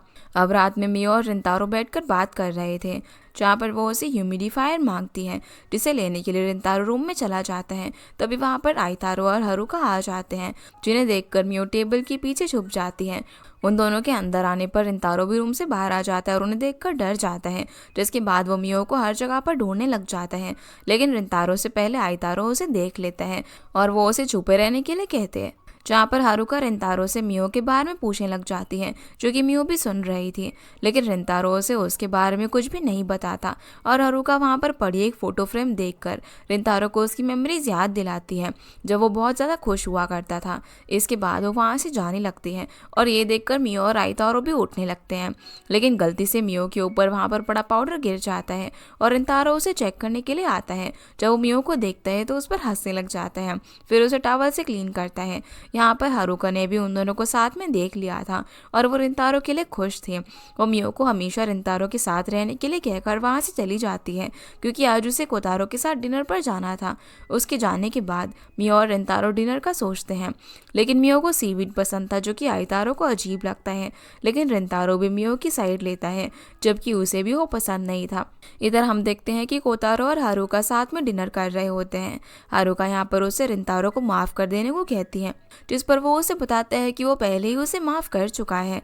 फिर आगे हम देखते हैं कि रिंतारो के घर आयका, सोमी और शिका भी आ जाते हैं, क्योंकि मिस्टर कमोई को पुलिस इन्वेस्टिगेशन में रखा हुआ था, इसीलिए वो लोग रात भर रिंतारो के घर ही रुकने के लिए आए थे। तभी वहाँ पर कोतारो भी आ जाता है। उसे देखकर मियो को उसकी बात याद आने लग जाती है, जिससे वो ऑकवर्ड फील कर रही थी। लेकिन कोतारो उसे बिना कुछ कहे वहाँ से चला जाता है और फिर मियो को मिस्टर कमोई का कॉल आता है, जो उसे रिंतारो के साथ ही रहने को कहते हैं। ये सुनकर बाकी सब भी रिलैक्स फील करते हैं और डिनर करते हैं। इधर मिस्टर कोमोई खुद रात लैब में बिताने का सोचते हैं, लेकिन लैब में उन्हें बहुत सारा डर लग रहा था, इसीलिए वो मियो को कॉल करते हैं और सोमी और शिका को वहां पर आ जाने को कहते हैं। लेकिन शिकी और आइतारो अपने ही किसी सीक्रेट काम में लगे हुए थे। जब आइका उसे कॉल वाली बात के लिए बताने जाती है तो आइतारो अपने लैपटॉप बंद कर देता है, जो कि आइका को वापस से अजीब लगता है। इसीलिए वो मियो और रिंतारो से इस बारे में बात करती है, लेकिन रिंतारो उसे समझाता है कि उसका भाई उसे कोई भी हार्म नहीं पहुंचाएगा। फिर हम देखते हैं कि इनिशी अपनी एक वीडियो एडिट कर रहा था। तभी वो अपनी वीडियो में मियो को नोटिस करता है, जो कि ओशन में गई तो थी लेकिन काफ़ी देर तक वापस ही नहीं आई थी, और उसे मियो पर शक हो जाता है। जिसके बाद हम देखते हैं मियो और रिंतारो साथ में टाइम स्पेंड कर रहे होते हैं, जहाँ पर रिंतारो मियो को अपना चाइल्डहुड बताता है कि उसके डैड उसे हमेशा यूजलेस समझते थे, जिससे कि वो लंदन चला गया, लेकिन वो वहाँ पर वापस आ गया ताकि वो अपनी मॉम का ड्रीम पूरा कर सके। लेकिन जब से वो मियो से मिला है उसे अब वो काफ़ी पसंद आने लगी है। ये सुनकर वो उसकी बात एक्सेप्ट करते हुए उसे अपनी फीलिंग्स बता देती है और काफ़ी इमोशनल हो जाती है, जिसके बाद दोनों एक दूसरे को हक करते हैं। इधर मिस्टर कमोई को मियो की बहुत ज़्यादा फिक्र हो रही थी, क्योंकि उसके पास सब कुछ महीने ही रह गए थे और रिंतारो और मियो दोनों ही अपने अच्छे मोमेंट्स को याद कर रहे थे, जहाँ पर मियो को रिंतारो के साथ स्पेंड किए हुए हर मोमेंट याद आता है, जिसके बारे में सोचते सोचते वो रिंतारो को किस कर देती है और ये सब कोतारो भी देख लेता है। फिर हम देखते हैं कि अगले दिन रिंतारो अपने ऑफिस जाता है, जहां उसके आने पर उसके डैड उसे बताते हैं कि वो कोतारो का सी बेड वाला आइडिया भी देखना चाहते हैं। इधर मियो भी आइका के साथ सेंटर आ जाती है और मिस्टर कोमोई उसे देखकर बहुत ज़्यादा खुश थे। वो मियो को साइड में ले जाकर उसे कहते हैं कि वो अपना ध्यान रखे, क्योंकि वो रिपोर्टर वापस आ सकता है। इधर रिंतारो भी अपने ऑफिस में होता है। तभी सूरू उसे मियो की न्यूज़ सोशल मीडिया पर दिखाता है। अब रिंतारो को समझ नहीं आ रहा था कि मियो की इन्फॉर्मेशन आखिर किसने वायरल की थी। तभी सूरू को याद आता है कि कल जब मीटिंग के लिए कोतारो के साथ जा रहा था, तब वहाँ पर मिस्टर कोमोई उससे मिलने के लिए आए थे और कोतारो उनसे बात करने के लिए चला गया था, जिससे रिंतारो को पता चल जाता है कि यही सब उसका भाई ही कर रहा है। तभी उसे मियो का कॉल आता है। वो उसे कल अपने घर पर रुकने के लिए थैंक यू बोलती है और रिंतारो भी उसे सेफ रहने के लिए कहता है। जिसके बाद हम देखते हैं कि मिस्टर कमोई को इन्वेस्टिगेशन के लिए फिर से बुलाया गया था और वो ऑफिसर्स उसे बताते हैं कि मियो की न्यूज़ काफ़ी वायरल हो रही है और हसूदा ग्रुप की वजह से उनके लैब को भी इसका लॉस हो सकता है।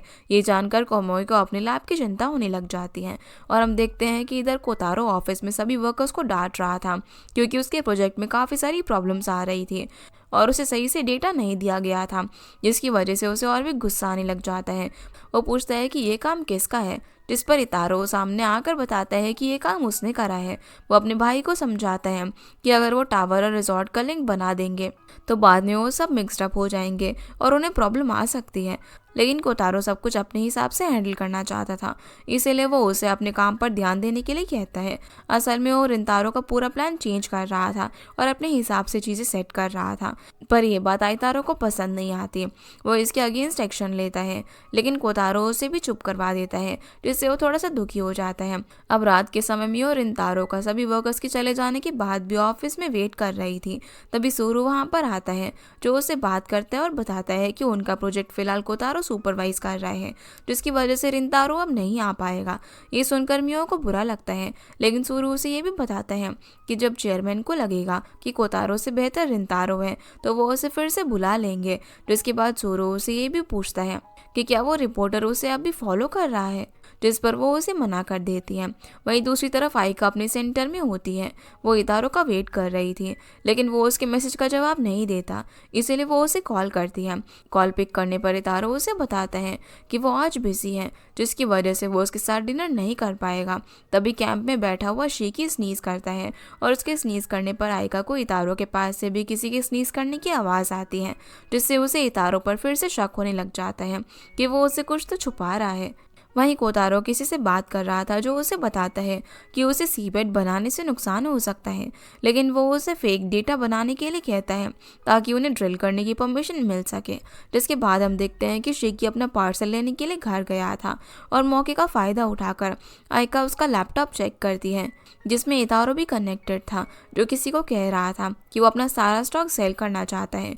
ये सुनकर आइका को कुछ भी समझ नहीं आता, लेकिन असल में इतारो अपनी कंपनी के स्टॉक्स को सेल कर रहा था। अब अगले दिन मियो अपने ऑफिस में जाती हैं, जहाँ उसे वो टर्टल को तारो वाली सारी बात बता देता है, क्योंकि जब वो बात कर रहे थे तो टर्टल भी वहीं पर रखा था।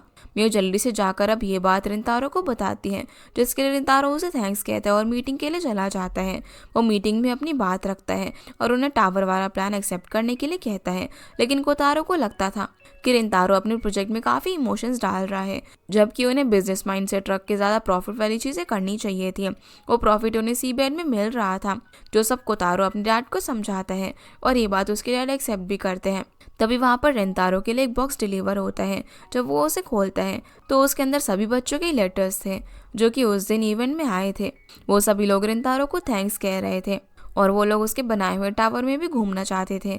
ये देखकर उनकी डैड का भी माइंड चेंज हो जाता है और वो ये सोचने लग जाते हैं कि अगर वो लोग टावर बनाएंगे तो सब बच्चे उन्हें हमेशा याद रखेंगे। इसीलिए वो रिंतारो के प्रोजेक्ट को रिवोक करने का डिसाइड करते हैं और ये सुनकर रिंतारो काफ़ी ज़्यादा खुश होता है। वो मियो से मिलने के लिए जाता है, जहाँ वो उसे सारी बात बताता है, लेकिन मियो अब भी उसके प्रोजेक्ट के अगेंस्ट ही थी। इस पर रिंतारो उसे समझाता है कि वो ऐसा कुछ भी नहीं करेगा जिससे कि एनवायरनमेंट को खतरा हो। फिर हम देखते हैं कि कोतारो अपने डेटा चेक कर रहा था, तभी उसे पता चलता है कि उसके सारे स्टॉक्स किसी ने सेल कर दिए हैं और इधर रिंतारो को भी सूर्य कॉल करके ये बता देता है। रिंतारो जल्दी से ऑफिस चला जाता है, यानी कि उनकी कंपनी को बहुत ही बड़ा नुकसान होने वाला था और शायद आइतारो जिस चीज़ को सेल करने की बात कर रहा था वो असल में वही स्टॉक्स थे। दूसरी तरफ हम ये देखते हैं कि मियो जब अपनी पेट फिश को खाना खिला रही थी तो अपनी फिश से बात करने की कोशिश करती है, पर उसे उसकी तरफ से कोई भी रिस्पांस नहीं मिलता, जिसका मतलब ये था कि शायद मियो अपनी पावर्स खो रही थी। इसीलिए वो अगले दिन सेंटर की सारे फिशेस से बात करने की कोशिश करती है, लेकिन वो उनमें से भी किसी भी फिश से बात नहीं कर पाती। तभी वहाँ पर सोमिया आ जाता है, जो कि मियो को गुड न्यूज़ देता है कि उसका आर्टिकल पब्लिश हो गया है। लेकिन मियो को इस बात से ज़्यादा खुशी नहीं होती, क्योंकि उसके पास अब काफ़ी कम टाइम बचा था।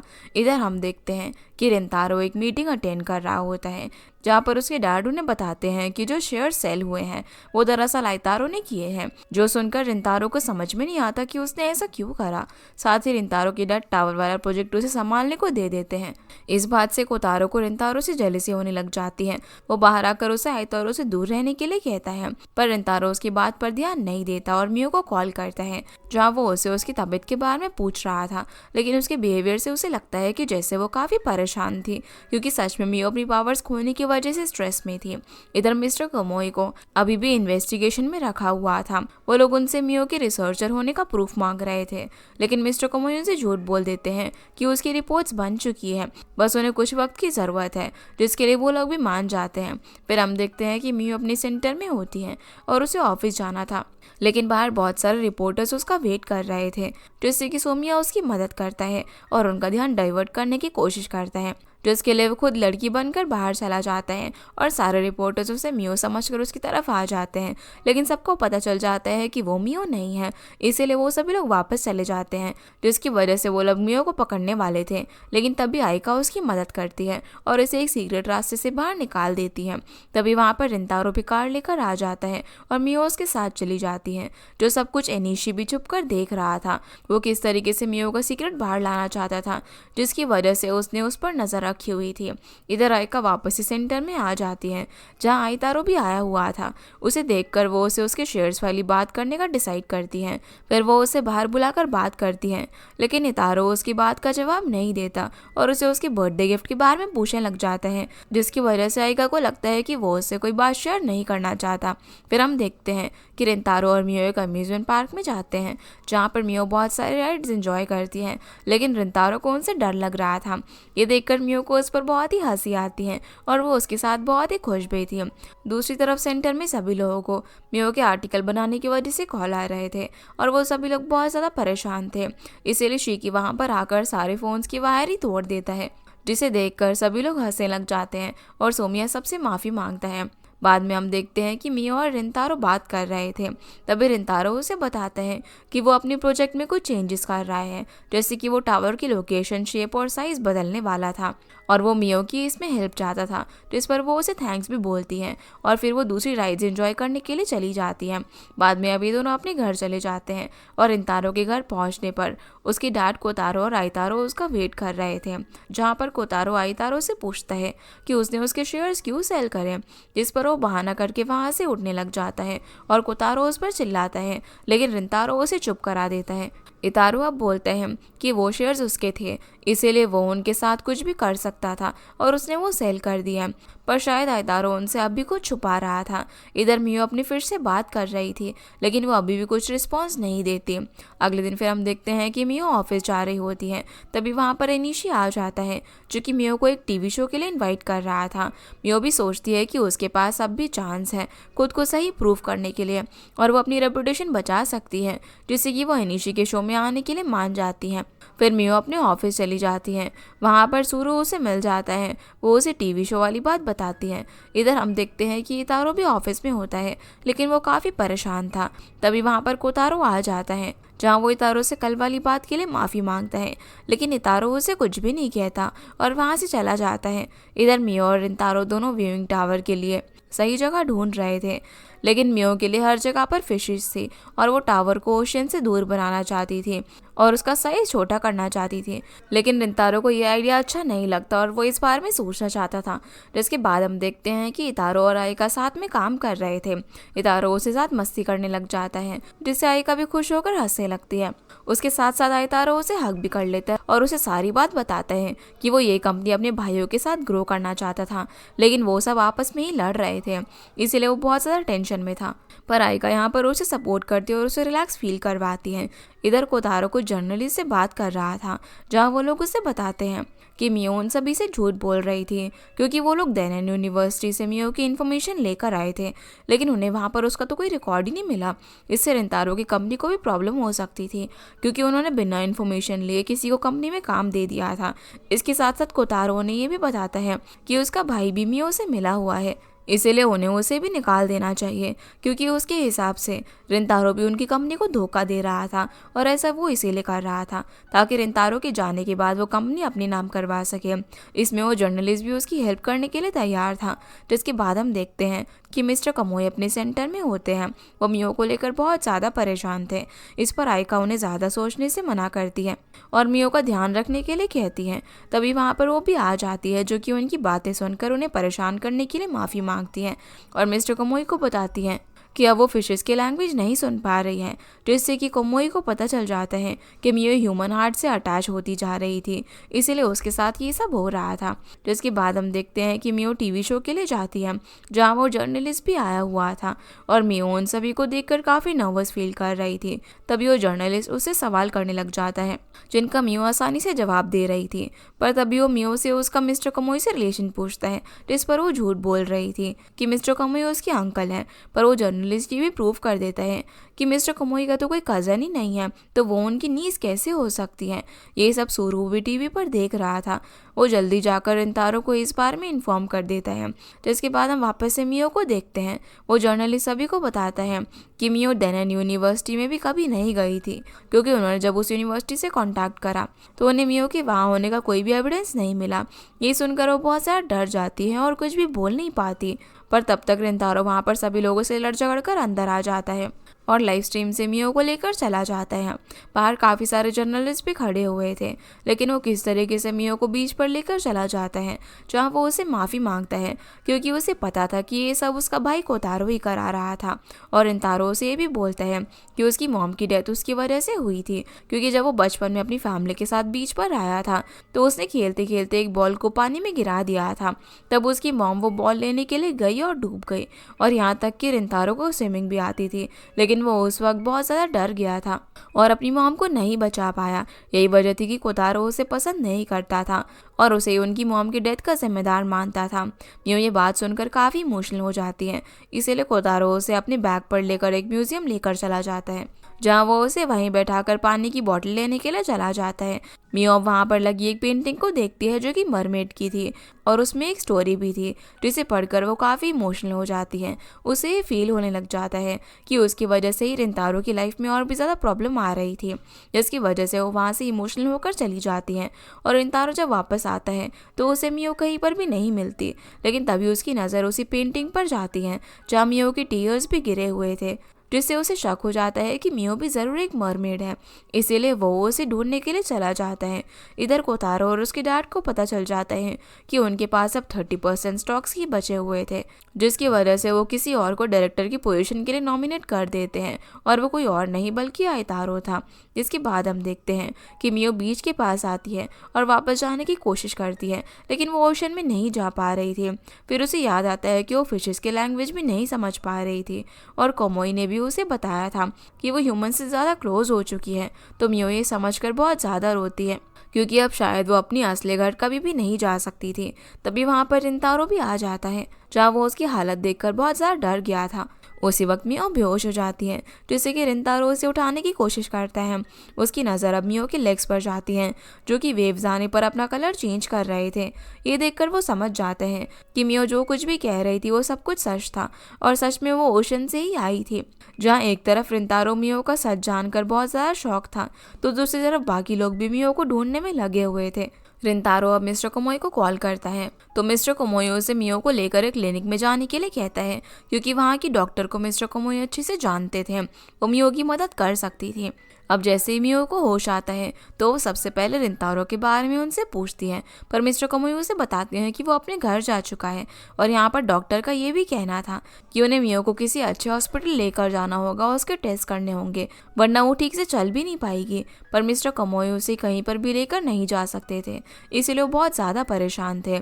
उनके साथ साथ मियो भी बहुत दुखी थी, क्योंकि रिंतारो भी उससे बात नहीं कर रहा था और ना ही वो फिशेस से बात कर पा रही थी।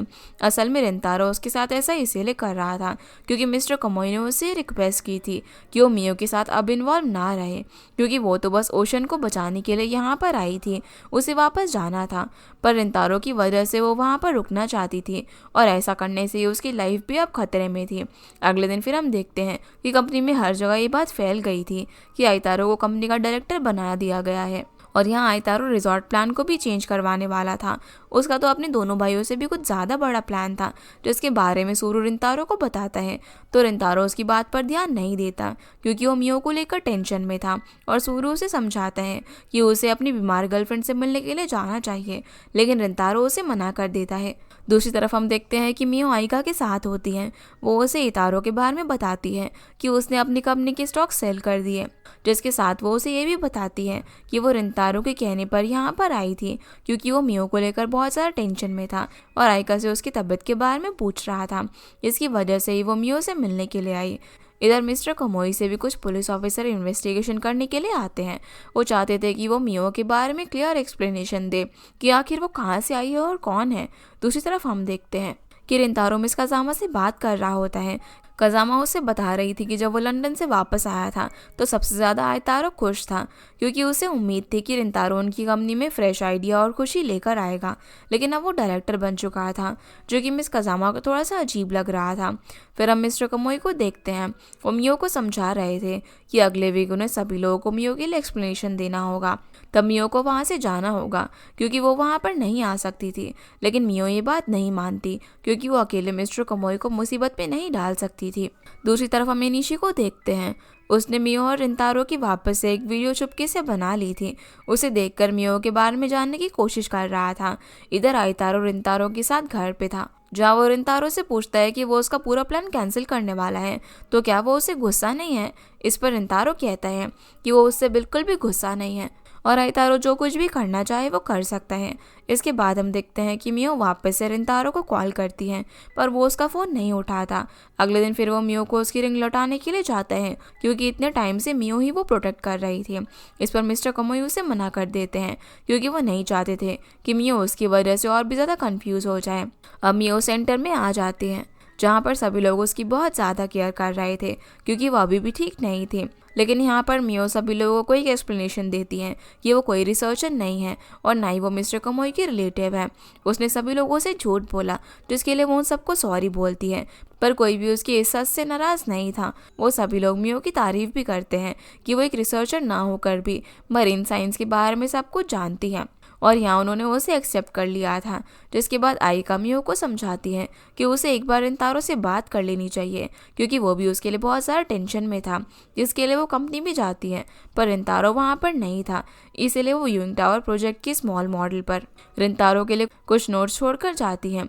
पर जब रिंतारो वो सब पढ़ता है तो काफ़ी इमोशनल हो जाता है क्योंकि उसे मियो के साथ बिताए हुए सारे मोमेंट्स याद आ रहे थे। दूसरी तरफ मियो जब घर पर जा रही थी तो एनिशी भी उसे सॉरी कहता है क्योंकि उसकी वजह से वो काफ़ी प्रॉब्लम में फंसी थी, लेकिन वो उसे माफ़ कर देती हैं और उसे एक हेल्प मांगती हैं। अगले दिन फिर हम देखते हैं कि मिस्टर कमोई उसे बताते हैं कि वो आज कॉन्फ्रेंस के लिए जा रहे हैं। वो कॉन्फ्रेंस 11 बजे स्टार्ट होगी जिसकी वजह से मियो सेंटर चली जाती हैं ताकि 11 बजे वहाँ पर पहुँच सके। लेकिन सेंटर जाकर उसे पता चलता है कि कमोई ने उससे झूठ बोला था क्योंकि कॉन्फ्रेंस तो कब की स्टार्ट हो चुकी थी और वो नहीं चाहते थे कि मियो वहाँ पर आए, लेकिन फिर भी वो उन्हें अकेले नहीं छोड़ सकती थी, इसलिए वो जल्दी से कॉन्फ्रेंस के लिए निकल जाती है। दूसरी तरफ कमोई सबसे अपोलोजाइज कर रहा था और सारी गलती अपने ऊपर ले लेता है कि सब कुछ उन्होंने ही किया है और फर्स्ट डॉक्यूमेंट बनाए क्योंकि मियो के टैलेंट को वो चांस देना चाहते थे। तभी वहाँ पर मियो और बाकी सभी भी आ जाते हैं जहाँ मियो भी मिस्टर कमोई के साथ जाकर खड़ी हो जाती है और एनिशी बाहर से सब कुछ रिकॉर्ड कर रहा था क्योंकि ऐसा करने के लिए उसे मियो ने ही कहा था। मियो वहाँ पर जाकर सबसे सॉरी कहती है और बताने लग जाती है कि वो ओशन से कितना ज़्यादा प्यार करती है।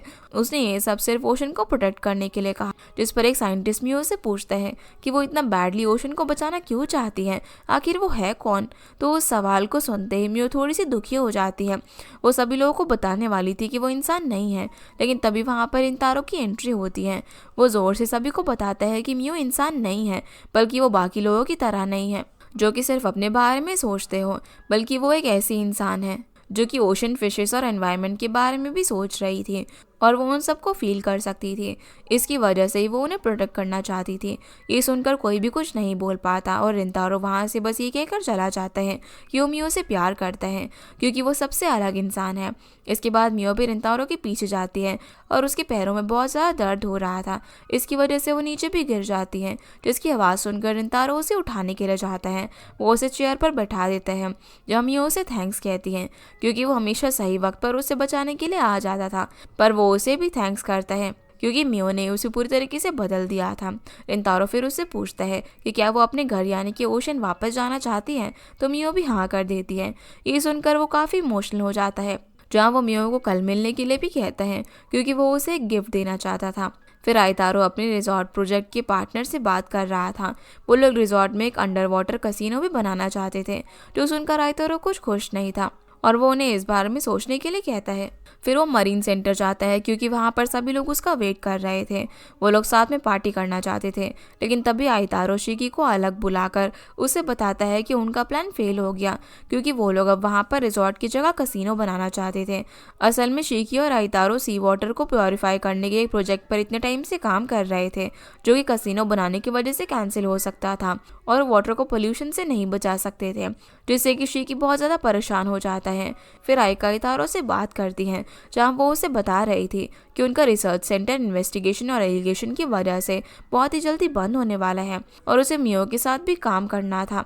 फिर भले ही मियो ने उसे झूठ क्यों ना बोला हो, इस पर इतारो पूछता है कि अगर वो भी बुरा इंसान हुआ तो भी क्या वो उसे लव करेगी, जिस पर वो उसे कहती है कि वो बुरा इंसान नहीं है, इसीलिए वो किसी भी सिचुएशन में उसे लव करेगी। ये सुनकर इतारो उसे हक कर लेता है। फिर हम एनिशी को देखते हैं जो कि मिस्टर कोमोई से मिलने के लिए आता है।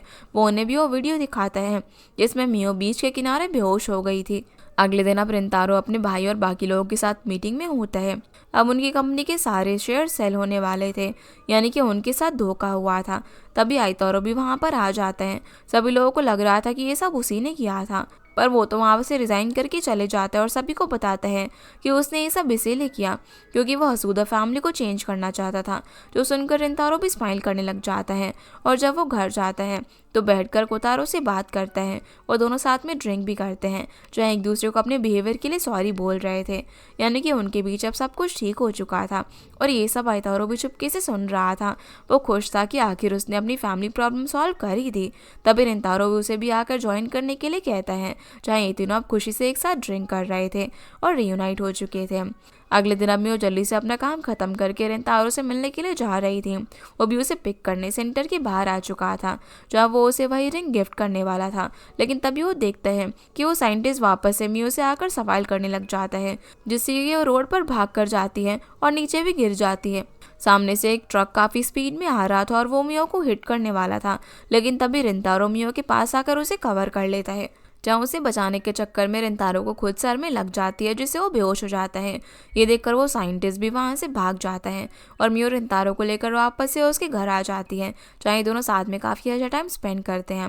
रिंतारो फिर मियो को वही रिंग निकाल कर देता है जो कि उसकी मॉम की थी, लेकिन वो इसे लेने से मना कर देती है। वो रिंतारो को बताती है कि ये रिंग उससे ज़्यादा रिंतारो के लिए इम्पोर्टेंट है क्योंकि उसके साथ उसकी फैमिली की मेमोरीज जुड़ी हुई थी। इस पर वो भी उसकी बात मान लेता है और वो रिंग वापस से ले लेता है, जिसके बाद वो मियो के लिए पानी लेने के लिए जाता है, पर तभी वो फिर से डिजी फील करने लगता है और गिरने वाला था, लेकिन मियो के सामने ऐसा प्रिटेंड करता है कि जैसे उसे कुछ भी ना हुआ हुआ।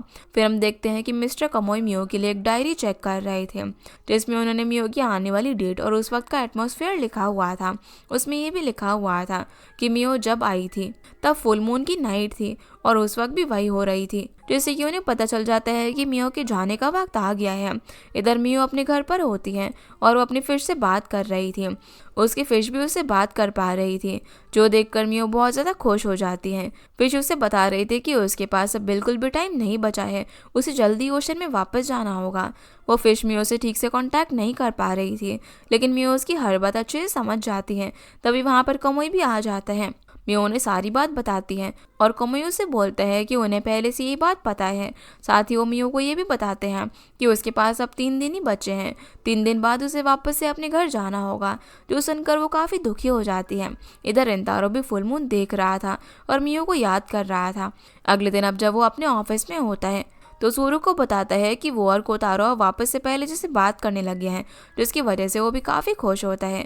इधर सोमिया को भी इंटरनेशनल मरीन साइंस की तरफ से एक मेल आता है जिसमें मियो को एक कॉन्फ्रेंस के बारे में बुलाना चाहते थे क्योंकि उन्हें मियो का पब्लिश लेटर काफ़ी ज़्यादा पसंद आया था, पर वो कॉन्फ्रेंस अगले महीने थी। इसलिए मिस्टर कमोई उन्हें ये कहकर मना कर देते हैं कि मियो को जॉब से फायर कर दिया गया है। आज उसका सेंटर में लास्ट डे है। ये सुनकर सभी लोग दुखी हो जाते हैं। मियो उन सभी से माफ़ी मांगती है, जिसके बाद वो रिंतारो को भी कॉल करके बता देती है कि अब हसूदा ट्रस्ट से फायर हो चुकी है, इसीलिए वो वहाँ पर नहीं आएगी, जिससे कि रिंतारो थोड़ा सा दुखी भी हो जाता है। फिर वो एक फेमस सिंगर की वीडियो भी देखते हैं क्योंकि वो भी मियो की बातें कर रहे थे। तभी वहाँ पर कोतारो आ जाता है, जो उसे जो कुछ भी हो उसके लिए माफ़ी मांग रहा था और रिंतारो भी उसे माफ़ कर देता है। इधर मियो भी एक स्केच बना रही थी ताकि वो रिंतारो की मदद कर सके, लेकिन जैसे जैसे उसके जाने के दिन पास आ रहे थे उसकी तबीयत खराब होती जा रही थी, इसीलिए वो ठीक से ड्रॉ नहीं कर पाती। फिर हम देखते हैं कि रिंतारो अपनी फैमिली के साथ अच्छा टाइम स्पेंड कर रहा था। वो सभी लोग साथ में बैठकर एक दूसरे से माफ़ी मांगते हैं और रिंतारो अपने डैड को उसकी मॉम की रिंग दे देता है, जिसे लेकर वो अकेले बैठे हुए थे।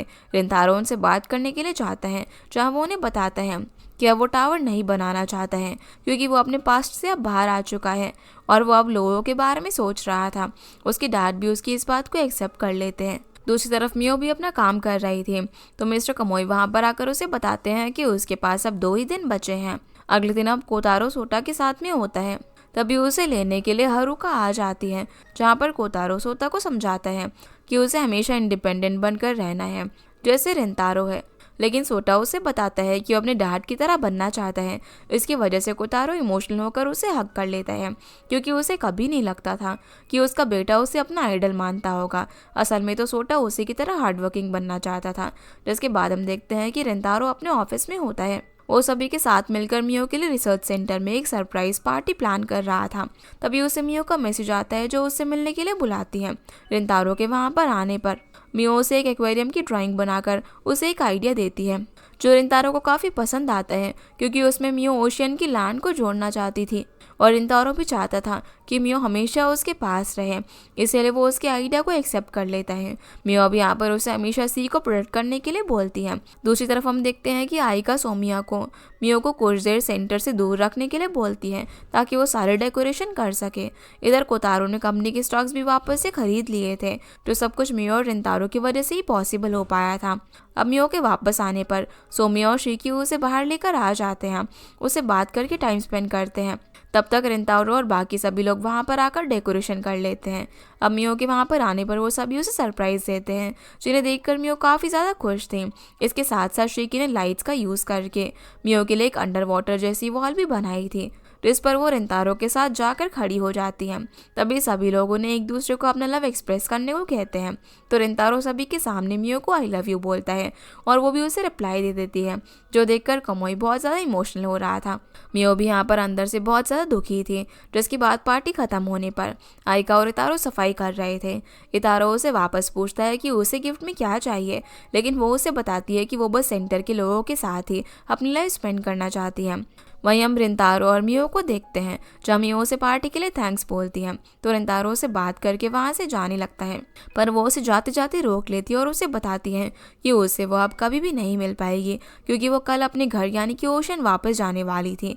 ये सुनते ही रिंतारो बेहोश होकर वहीं पर गिर जाता है और वहाँ से उसे हॉस्पिटल ले जाया जाता है, जहाँ पता चलता है कि रिंतारो ने जब मियो को ट्रक वाले एक्सीडेंट से बचाया था तब उसके सर पर चोट लगने की वजह से इंटरनल डैमेज हो गया था, जिसकी वजह से उसकी तबीयत एकदम से खराब हो गई थी। अब मियो उसके पास जाकर उसे किस कर देती है और उसे उठाने की कोशिश करती है क्योंकि अगर रिंतारो को कल तक होश नहीं आया तो मियो से कभी गुड बाय भी नहीं बोल पाएगी, इसलिए मियो रोने लग जाती है। इधर रिंतारो के डैड और आइतारो को देखते हैं, जहाँ कोतारो आकर उन्हें बताते हैं कि उनके स्टॉक्स और शेयर्स जो कि उनसे धोखे से लिए गए थे वो उन्हें वापस मिल चुके हैं और ये सब रिंतारो की वजह से हो पाया। फिर मिस्टर कमोई भी सेंटर के लोगों को एक गुड न्यूज़ देते हैं क्योंकि हसूदा ट्रस्ट ने उन्हें डोनेशन दिया था, यानी कि उनका सेंटर अब बंद नहीं होने वाला था। और आइका को पता था कि ये सब आइतारो ने किया था क्योंकि आइका ने उसे बर्थडे गिफ्ट में यही मांगा था कि वो हमेशा सेंटर के लोगों के साथ रहे। जिसके बाद हम देखते हैं कि मियो अभी भी रिंतारो के पास ही होती हैं। तभी वहाँ पर मिस्टर कमोई आते हैं जो उसे बताते हैं कि आज रात उसे वापस जाना होगा, लेकिन मियो उनसे रात तक का वक्त और मांगती है और तब तक वो रिंतारो के पास ही रहना चाहती थी, जहाँ वो काफ़ी देर तक उसके उठने का वेट करती है और उसका हाथ पकड़कर बैठी रहती है। तब रिंतारो को थोड़ा सा होश आ जाता है, जहाँ वो मियो को बीच पर जाने के लिए बोल रहा था, लेकिन अभी वो पूरी तरीके से होश में नहीं आया था, इसीलिए मियो उसके लिए एक लेटर लिखकर वहाँ से चली जाती है। अब रात को रिंतारो को अचानक से होश आ जाता है जब वो मियो का वहाँ पर रखा हुआ लेटर पढ़ता है, जिसमें वो रिंतारो को हमेशा खुश रहने के लिए बोल रही थी। तो वो जल्दी से अपनी कार लेकर बीच पर जाने के लिए निकल जाता है। इधर मियो मिस्टर कमोई को उसकी हेल्प करने के लिए थैंक्स कह रही थी, जहाँ मिस्टर कमोई उसे जाता हुआ देखकर काफ़ी इमोशनल हो रहे थे। वो भी उसे बीच तक छोड़ने के लिए जाना चाहते थे, लेकिन मियो उन्हें साथ चलने से मना कर देती है और अकेले बीच पर जाकर बैठ जाती है। तभी वहाँ पर रिंतारो भी आता है, जो मियो को वहीं पर देखकर उसे टाइट हक कर लेता है और मियो भी उसे ठीक देखकर खुश हो जाती है। ये दोनों अब बैठकर आखिरी बार बहुत सारी बातें करते हैं और साथ में हंसते भी हैं। रिंतारो फिर उसे प्रॉमिस करता है कि वो रोज़ यहाँ पर उससे मिलने के लिए आएगा और ऐसा कहकर वो उसे किस कर देता है।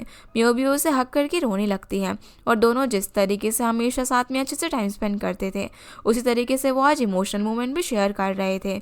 मियो नहीं चाहती थी कि वो कुछ और वक्त रुक कर रिंतारो को और इमोशनल करे, जिसकी वजह से वो उसे जाने के लिए कह देती है और रिंतारो के जाने के बाद वो भी सी में चली जाती है। इधर अब रिंतारो को देखते हैं, जो जब अपने घर आता है तो वो काफ़ी ज़्यादा इमोशनल था, क्योंकि वो मियो से इतना ज़्यादा प्यार करता था कि उसके लिए उसे गुड बाय बोलना बहुत ज़्यादा मुश्किल था। घर पर कोतारो और आइतारो उसकी फिक्र करने लग जाते और बोलने लगते हैं कि वो उसे हॉस्पिटल लेकर जाएंगे क्योंकि वो ठीक नहीं था, लेकिन वो उन्हें ऐसा करने से मना कर देता है। इधर मिस्टर कोमोई भी मियो को काफ़ी मिस कर रहे थे। वो उसकी तरह अपनी पेट फिश से बात करने की कोशिश करते हैं कि मियो अपने घर पर पहुंच गई है या फिर नहीं, जिसके एक हफ्ते बाद अब हम देखते हैं कि रिंतारो भी एक लंबे ब्रेक के बाद ऑफिस जाता है। वो सभी के सामने अनाउंस करता है कि अब वो लोग व्यूइंग टावर प्रोजेक्ट को ऑफिशियली कैंसिल कर रहे हैं, क्योंकि रिंतारो के पास अब उससे भी एक अच्छा आइडिया था। वो रिजॉर्ट के साथ साथ एक ऐसा एक्वेरियम बनाने वाला था जिससे कि ओशन कनेक्ट हो और ओशन की फिशेज जब एक्वेरियम में आना चाहे वो अपनी मर्जी से वहाँ पर आ सके, वो वापस से सी के अंदर भी जा सके। जो आइडिया बाकी सभी लोगों को काफ़ी पसंद आता है, इसीलिए वो सब एक्वेरियम प्रोजेक्ट के काम में लग जाते हैं। इधर मिस्टर कमोई भी सेंटर में होते हैं, जहाँ वो मियो और बाकी लोगों के साथ वाली फ़ोटो को देख रहे थे। तभी एनिशी उनसे मिलने के लिए आता है, जो वहाँ पर मियो की उन्हें एक शॉर्ट फिल्म देने के लिए आया हुआ था। ये फिल्म मियो ने तब बनाई थी जो वो वहाँ से जाने वाली थी। वो चाहती थी कि सेंटर की सभी लोग और रिंतारो मिलकर उस फिल्म को देखें, जिसके लिए मिस्टर कमोई रिंतारो को भी कॉल करके सेंटर बुला लेते हैं। ये सभी लोग मिलकर अब उस फिल्म को शुरू करते हैं, जिसमें मियो एनिशी को अपने 1 साल की एक्सपीरियंस के बारे में बता रही थी कि कैसे मिस्टर कमोई ने उसकी जान बचाई और उसे एक नाम भी दिया। उसके बाद से वो रिसर्च सेंटर में आ पाई और वहाँ पर आकर भी उसने बहुत ही अच्छे दोस्त बनाए, जैसे कि सोमिया, जो कि उसे हमेशा से हंसाता रहता था और अच्छा फील करवाता था। और उसकी वजह से वो उस दिन सबसे ज़्यादा हंसी थी जब उन लोगों ने सेंटर में एक पार्टी रखी थी। सोमिया ने उसे सी फूड रिंतारो पर गिरा दिया था और उसके साथ साथ वो आइका से भी मिली, जिसे वो बहुत ज़्यादा प्यार करती हैं क्योंकि उसने उसे बहुत कुछ सिखाया है। और आइका से मियो ने रिंतारो की हर बात भी शेयर की थी, क्योंकि वो दोनों बहुत ही अच्छी बेस्ट फ्रेंड्स थे। इसके बाद मियो शीके के बारे में बताती है कि कैसे पहले वो उसे ठीक से बात नहीं कर पाती थी क्योंकि उसे लगता था कि वो रूड है, पर असल में वो बहुत ही अच्छा इंसान था और वो मियो को मोटिवेट करता था। और साथ ही उसने उसे एक बहुत ही सीक्रेट बात भी शेयर की थी, वो ये थी कि शिकी के पास एक गर्लफ्रेंड भी है, जो सुनकर अब लोग काफ़ी ज़्यादा सरप्राइज होते हैं। फिर मियो उन सभी को बताती है कि उसने यहाँ पर आकर बहुत कुछ सीखा है, क्योंकि पहले उसे लगता था कि ह्यूमंस बिल्कुल भी अच्छे नहीं होते, वो हमेशा बस अपना सोचते हैं। लेकिन जब वो अपने फ्रेंड से मिली और मिस्टर कमोई से मिली, जिन्होंने उसे बचाने के लिए खुद को खतरे में डाल दिया, तभी वो इतना कुछ जान पाई कि अगर ह्यूमन सेल्फिश हो सकते हैं तो वो केयरिंग भी हो सकते हैं। क्योंकि मियो को तो अपने आसपास ऐसे ही लोग मिले थे जो कि उसकी बहुत ज़्यादा केयर करते थे और उन लोगों ने मियो की ओशन को बचाने में उसकी बहुत ज़्यादा मदद की, जिसकी वजह से वो वापस से अपने घर यानी कि ओशन में लौट पाई थी।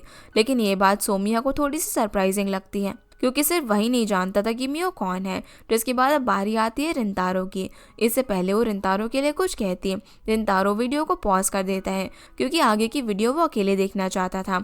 इसकी वजह से सभी लोग बाहर चले जाते हैं और वो सब सोमिया को समझा रहे थे कि मियो समुद्र में वापस इसीलिए जाना चाहती थी क्योंकि वो एक मरमेड थी। ये सुनते ही वो भी बहुत ज़्यादा सरप्राइज हो जाता है क्योंकि मियो तो उसकी बेस्ट फ्रेंड बन चुकी थी, यानी कि वो अब तक एक मरमेड के साथ था। दूसरी तरफ रिंतारो अब वीडियो देखना शुरू करता है, जब मियो सबसे पहले वो दिन याद करती है जब रिंतारो से पहली बार उस टीवी शो पर मिली थी और रिंतारो एक्वेरियम में फिशेस को बड़े ही ध्यान से देख रहा था, जिससे कि मियो को लगा था कि वो भी ओशन से बहुत ज़्यादा प्यार करता है। पर फिर उसे पता चला कि रिंतारो का ड्रीम एक विंग टावर बनाना था।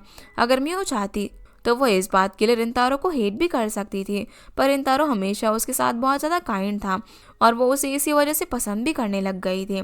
और उसके साथ जो उसने अम्यूजमेंट पार्क में टाइम बिताया था वो उसका बेस्ट दिन था, क्योंकि उस दिन उन्होंने साथ में बहुत ज़्यादा एंजॉय किया था और रिंतारो हमेशा उसके साथ हर सिचुएशन में खड़ा रहा, वो भी एक स्ट्रॉन्ग और काइंड पर्सन बनकर, जिसकी वजह से वो उससे अलग होना नहीं चाहती थी, क्योंकि वो उसे काफ़ी प्यार करती थी। पर अपनी मजबूरी की वजह से उसे दूर जाना पड़ा, इसलिए वो रिंतारो के लिए बस इतना ही चाहती थी कि वो हमेशा खुश रहे और अपनी लाइफ खुशी से जिए। जो देखकर रिंतारो इमोशनल होकर रोने लग जाता है, क्योंकि वो मियो को एकदम से बहुत ज़्यादा मिस कर रहा था। अब वो घर आकर अपने भाइयों के साथ डिनर करता है और उसने डिसाइड कर लिया था कि वो टोक्यो छोड़कर बीच के किनारे रहने जा रहा था, क्योंकि अब वो बस एक्वेरियम बनाने पर फोकस करना चाहता था।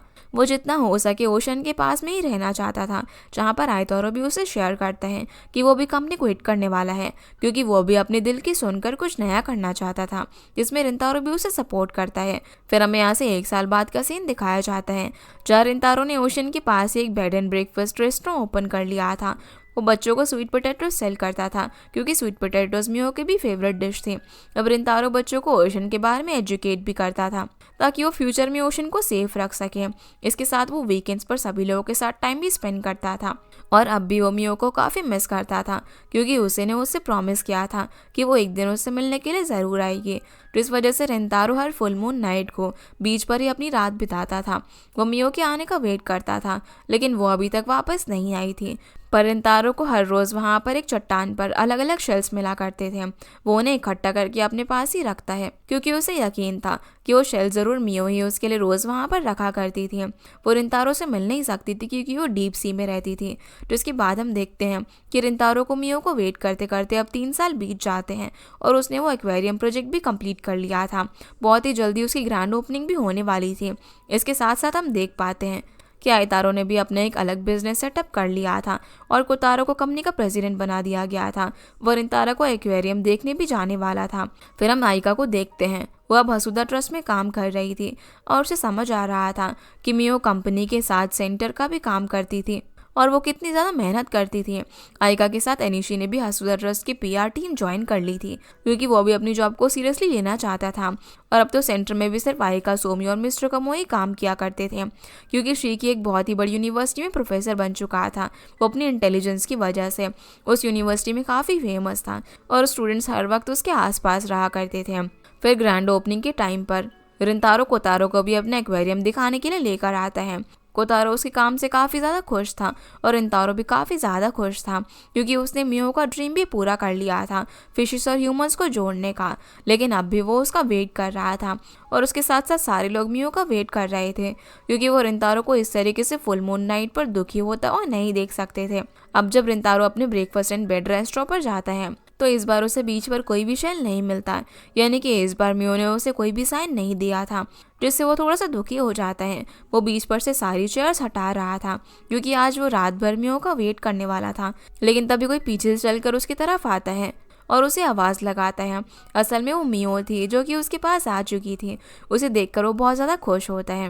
मियो भागकर उसकी तरफ आती है और उसे गले लगा लेती है, क्योंकि वो 3 साल बाद एक लंबे वेट के बाद उसे मिल रही थी। तभी वहाँ पर बाकी लोग भी आ जाते हैं। वो भी मियो से वापस से मिलकर काफ़ी खुश थे और इमोशनल भी हो चुके थे, क्योंकि उन सब ने उसे काफ़ी मिस किया था। रिंतारो फिर अब मियो को अपनी गोद में उठाकर घुमाता है, क्योंकि अब वो हमेशा के लिए उसके साथ में ही रहने वाली थी, जिससे वो बहुत ज़्यादा खुश था। और इसी हैप्पी एंडिंग के साथ हमारा ये ड्रामा यहीं पर ख़त्म हो जाता है। तो गाइस, ये थी आज की वीडियो एंड होप आप लोगों को ये वीडियो पसंद आई होगी। तो इस वीडियो को लाइक कर चैनल को सब्सक्राइब ज़रूर कीजिएगा। आपसे फिर मिलते हैं अगले इंटरेस्टिंग ड्रामा में। तब तक के लिए गुड बाय।